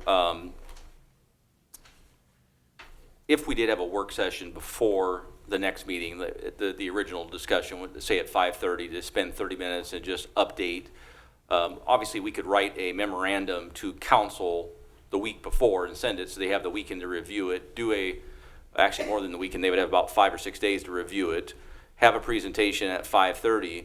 There's no reason why council, I mean, if they feel like they don't have enough information, that they don't have to have both readings in the same night. They can you can have a motion to have the first reading and push it 2 weeks out and have a second reading. Absolutely. I mean, you have flexibility with I think that. that's the issue is there's no two readings right on the same night. Yeah. If you have a first reading, you can digest some things that night from people, what they may have to say, and then that's going to obviously affect maybe somebody else. Well, I guess my point is if we can have meetings with residents, they have a comfort level, we come back, then we can have both readings next Wednesday night. However, if there's not comfort level and there's more questions to be asked, then you can make a policy decision that night to just have the first reading. I agree with that. Absolutely. Yeah.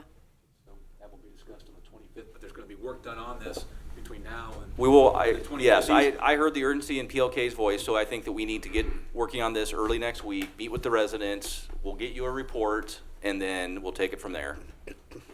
Thank you. Okay. I think I tried to formulate some kind of a motion regarding o'clock is agenda item number 6. And I think, was that, anybody want to? I did call for approval. I called for the vote, Okay. yes. So regarding agenda item number 6, there's been a motion. Is there a second? Second. Motion by Councilmember Nab, seconded by Councilmember Pullman. Roll call vote on that, please. Pullman, Yes. Fear, Yes. Vaughn, Yes. Ryan, Abstain. Nab, Yes. Lauer, Yes. Moeller. Yes. Motion is adopted 6-0 with 1 abstention. And I'll set the motion with the exception of obviously item number 6, which has already been taken care of. The council received the reports of the consent agenda and concur in their recommendations. So moved. Thank you. So moved. Second. Okay? Motion made by Councilmember here, seconded by Vice Mayor Ryan. All in favor, please say aye. Aye. Opposed, same sign. Hearing none, that motion is carried. Both of those motions were voted on at 7:47. We now go to the public hearing. I'll set the motion to regular meeting be recessed and the following public hearing take place. So moved. Second. Motion by Councilmember Pullman, second by Vice Mayor Ryan. All in favor, please say aye. Aye. Opposed, same sign. Hearing none, that motion is carried. Also at 7:47. Would you please read the public hearing into the record? A public hearing regarding a preliminary and final development plan for 1036 Arbor Springs Drive proposal to allow 2 detached single-family structures on a vacant parcel zoned RPD residential plan development with 3 variances. Agaro Investments Limited, Alyssa Miller, applicant and owner. Anyone in the audience wishes to be heard at this public hearing involving the development plan for Arbor Springs Drive, which has 3 variances? Anyone in the audience wishes to be heard at this public hearing involving the development plan for 1036 Arbor Springs Drive, which also includes 3 variances? All right. Anyone on council wish to be heard or wish to make a motion? Mr. Mayor, Councilmember Pullman. make a motion that public hearing be closed. Second. Motion by Councilmember Pullman, second by Vice Mayor Ryan. All in favor, please say aye. Aye. Opposed, same sign. Hearing none, that motion is carried at 7:48. And for the record, nobody did sign the public hearing speaking book. We now go to council actions pertaining to legislative items, and I'll accept them. I Mayor? forgot to close. Yeah, I'll, hearing. though we close the hearing, could I request a motion from council to reconvene the regular meeting? The public hearing has been closed. Maybe I did. Thought I did. What we need is a motion to reconvene the Okay. regular meeting. My fault. Okay, that's right, after the public hearing. Okay, is there a motion to reconvene? Is there a motion that the public hearing be closed and we reconvene the regular meeting? So moved. Second. Motion by Councilmember Nab, seconded by Councilmember Fear. All in favor, please say aye. Aye. Opposed, same sign. Hearing none, that motion is carried. Does that clean up the record at all, Mr. City Clerk? It does, sir. Thank you. Thank you. Now we go to council actions pertaining to legislative items, and I'll accept the motion. Mr. Mayor, Councilmember Pullman.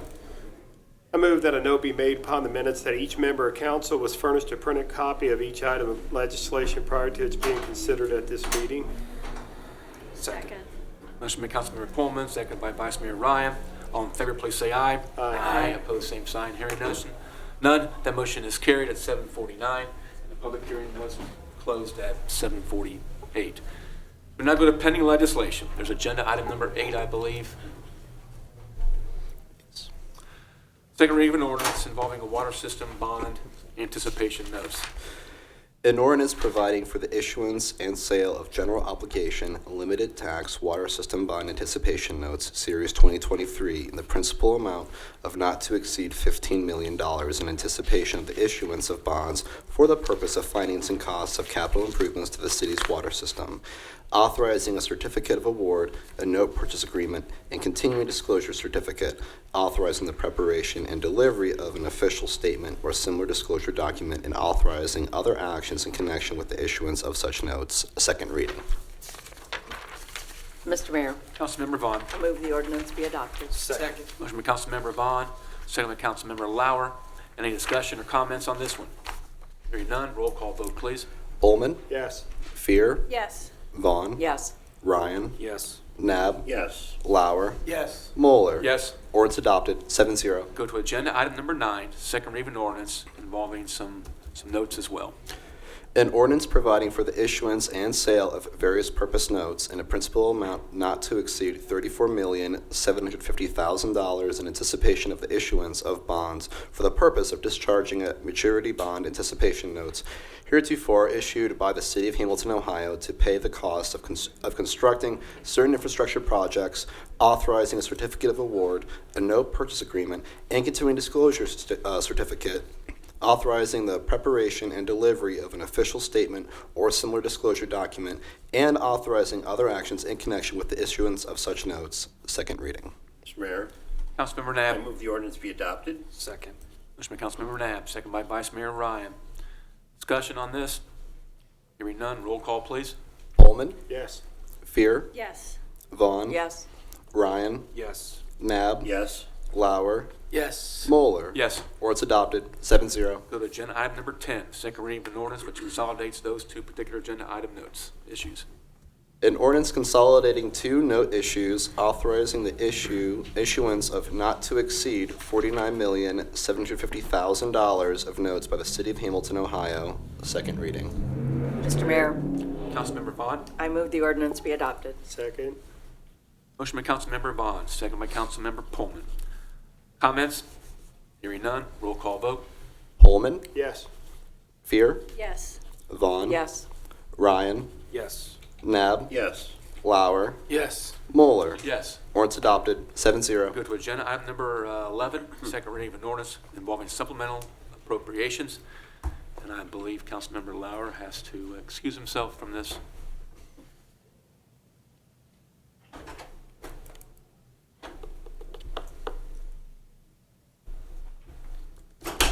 An ordinance making supplemental appropriations for current expenses and other expenditures of the City of Hamilton during fiscal year ending December 31st, 2023, second reading. Mayor, Councilmember Vaughn. I move the ordinance be adopted. second. Motion by Councilmember Vaughn, second by Councilmember Fear. Discussion, comments, questions on this one? Hearing none, roll call, please. Holman. Yes. Fear. Yes. Vaughn. Yes. Ryan. Yes. Nab. Yes. Lauer. Abstained. Moeller. Yes. Ordinance adopted, 6-0, one abstention. Someone get Councilmember Lauer. Yeah, I think you can just make a note of, he's recusing himself. Yeah, Councilmember Lauer recused himself Yes, from he this did. item. He was not in these chambers during any Was not in the room. discussion, reading, or vote.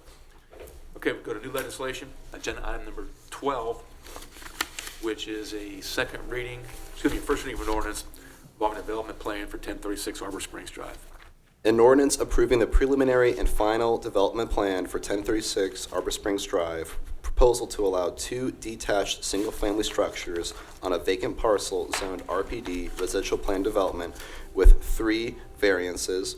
Agaro Investments Limited, Alyssa Miller, applicant and owner, first reading. Thank you. We go to agenda item number 13, first reading of ordinance involving 324 St. Clair Avenue. An ordinance approving a right-of-way dedication plat for part lot 20909, 324 St. Clair Avenue and 21101 as right-of-way located at Bedford Avenue and River Road, 6th Ward, South Side, City of Hamilton, Department of Engineering, applicant, first reading. Thank you. We go to agenda item number 14, first reading of an ordinance involving reassigning some pay ranges.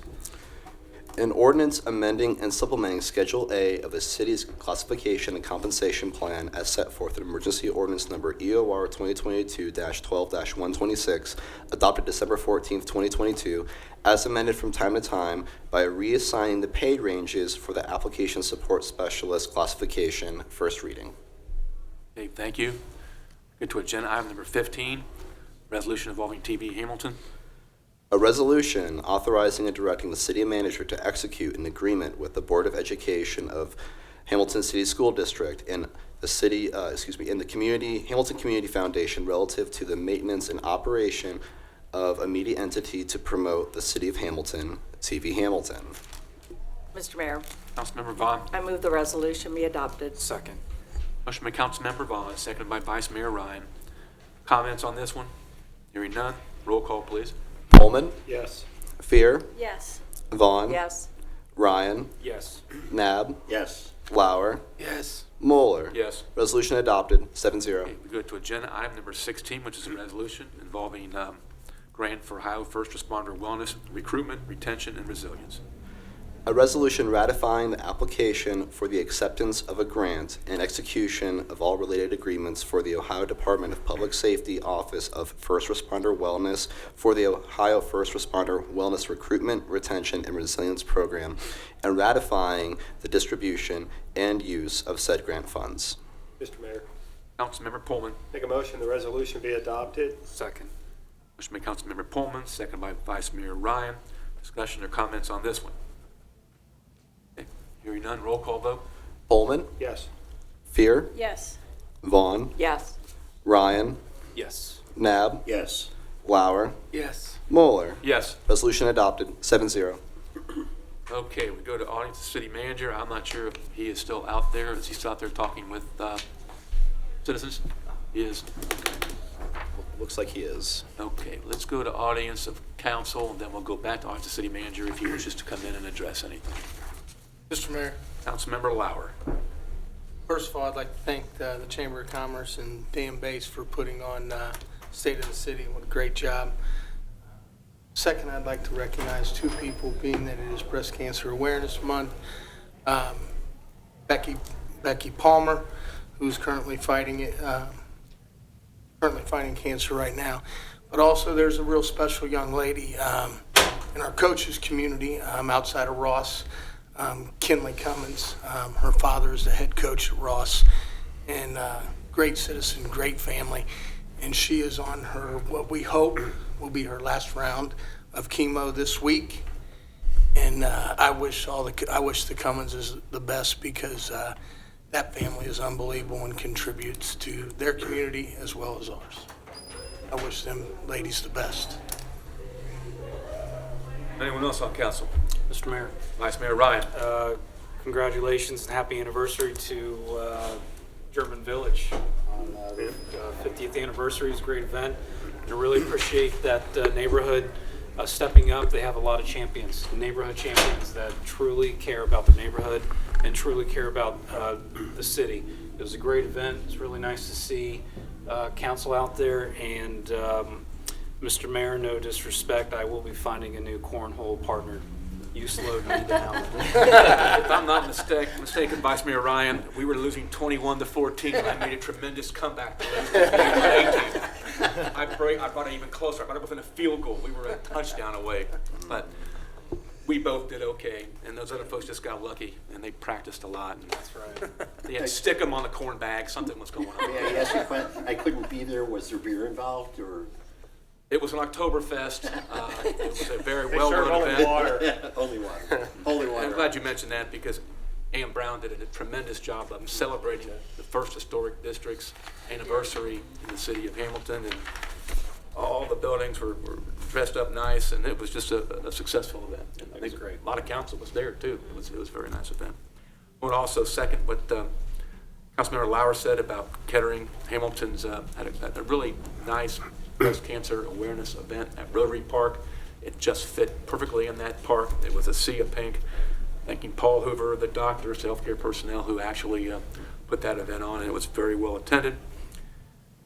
And the last thing I have to say before anybody else is the family of Tom Jeffers does thank the city for the memorial proclamation. Anybody else on council? Mr. Mayor, Please. I want to thank Dan Bates, Chamber of Commerce, Miami Downtown. Mr. John Vaughn did a great job, and of course TV Hamilton for doing the candidates forum. They always do a great job. They did a great job with the school board. They did a great job with this one. Dan, you do a fine job as emceeing, so you did great. So we do appreciate that. It's very informative. We had a pretty good crowd, and I think we had a pretty good viewing audience. So thank you again. Anyone else? Okay. It's all right. We'll bounce back to audience city manager. Anything you want to share with us, sir? No, sir. We waited We for should have that. skipped him anyway. Make something up. We're on the edge of our We seat. waited for you. Okay. Mr. Mayor. Councilmember Nab, go ahead. I'd like to jump in as Joel shared, but again, congratulations to everyone for our State of the City. You gentlemen, Paul and Dan, Joshua, Pat, you hit a home run that night. The feedback that I've received has just been phenomenal about people and about reflection, about where we were hundreds of years ago, a couple hundred years ago, where we've been and where we're going. So again, accolades from the community.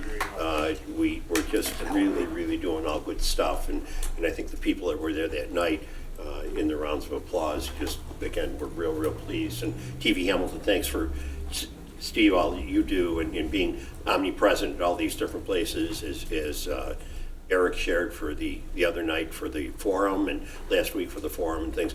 I remember in my service on council, and a lot of you in the audience have been here for years, but when we couldn't measure the time between events in our city, and now we have duplications, we have multiple things going on every week. We're coming into Operation Pumpkin this weekend, and what a great time it is in Hamilton we heard comments about live, work, and play, and that used to be our part of our strategic plan, and our mission statement was a great place to live, work, and play, and it's certainly come to fruition. Thank you.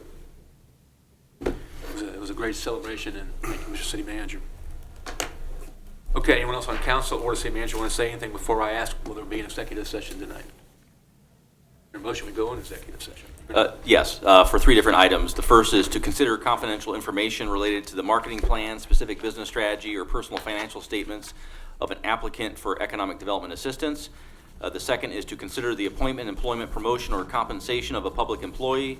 And the third is to consider the purchase of property for public purposes. I'll set the motion that the executive session is necessary to protect the interest of the applicant or the possible investment or expenditure of public funds to be made in connection with the economic development project. So moved. Second. Motion made by Councilmember Fear, second by Councilmember Nab. We got a first and a second. Roll call vote, please. Pullman? Yes. Fear? Yes. Vaughn? Yes. Ryan? Yes. Nab? Yes. Lauer? Yes. Moeller? Yes. Motion adopted, 7-0. Motion's adopted at 8:03. Is there a motion that we go in executive session as a council for the stated purposes given by the city manager? So moved. Second. Motion by Councilmember Pullman, seconded by Vice Mayor Ryan. Motion second. Roll call, please. Pullman? Yes. Fear? Yes. Vaughn? Yes. Ryan? Yes. Nab? Yes. Lauer? Yes. Moeller? Yes. Motion adopted, 7-0. We're going to go into executive session. I guess it'll probably be in the room behind us. We'll come out of executive session just to adjourn the regular meeting. So we are done with the public part of our meeting. When is the first meeting in November, Daniel? I think it should be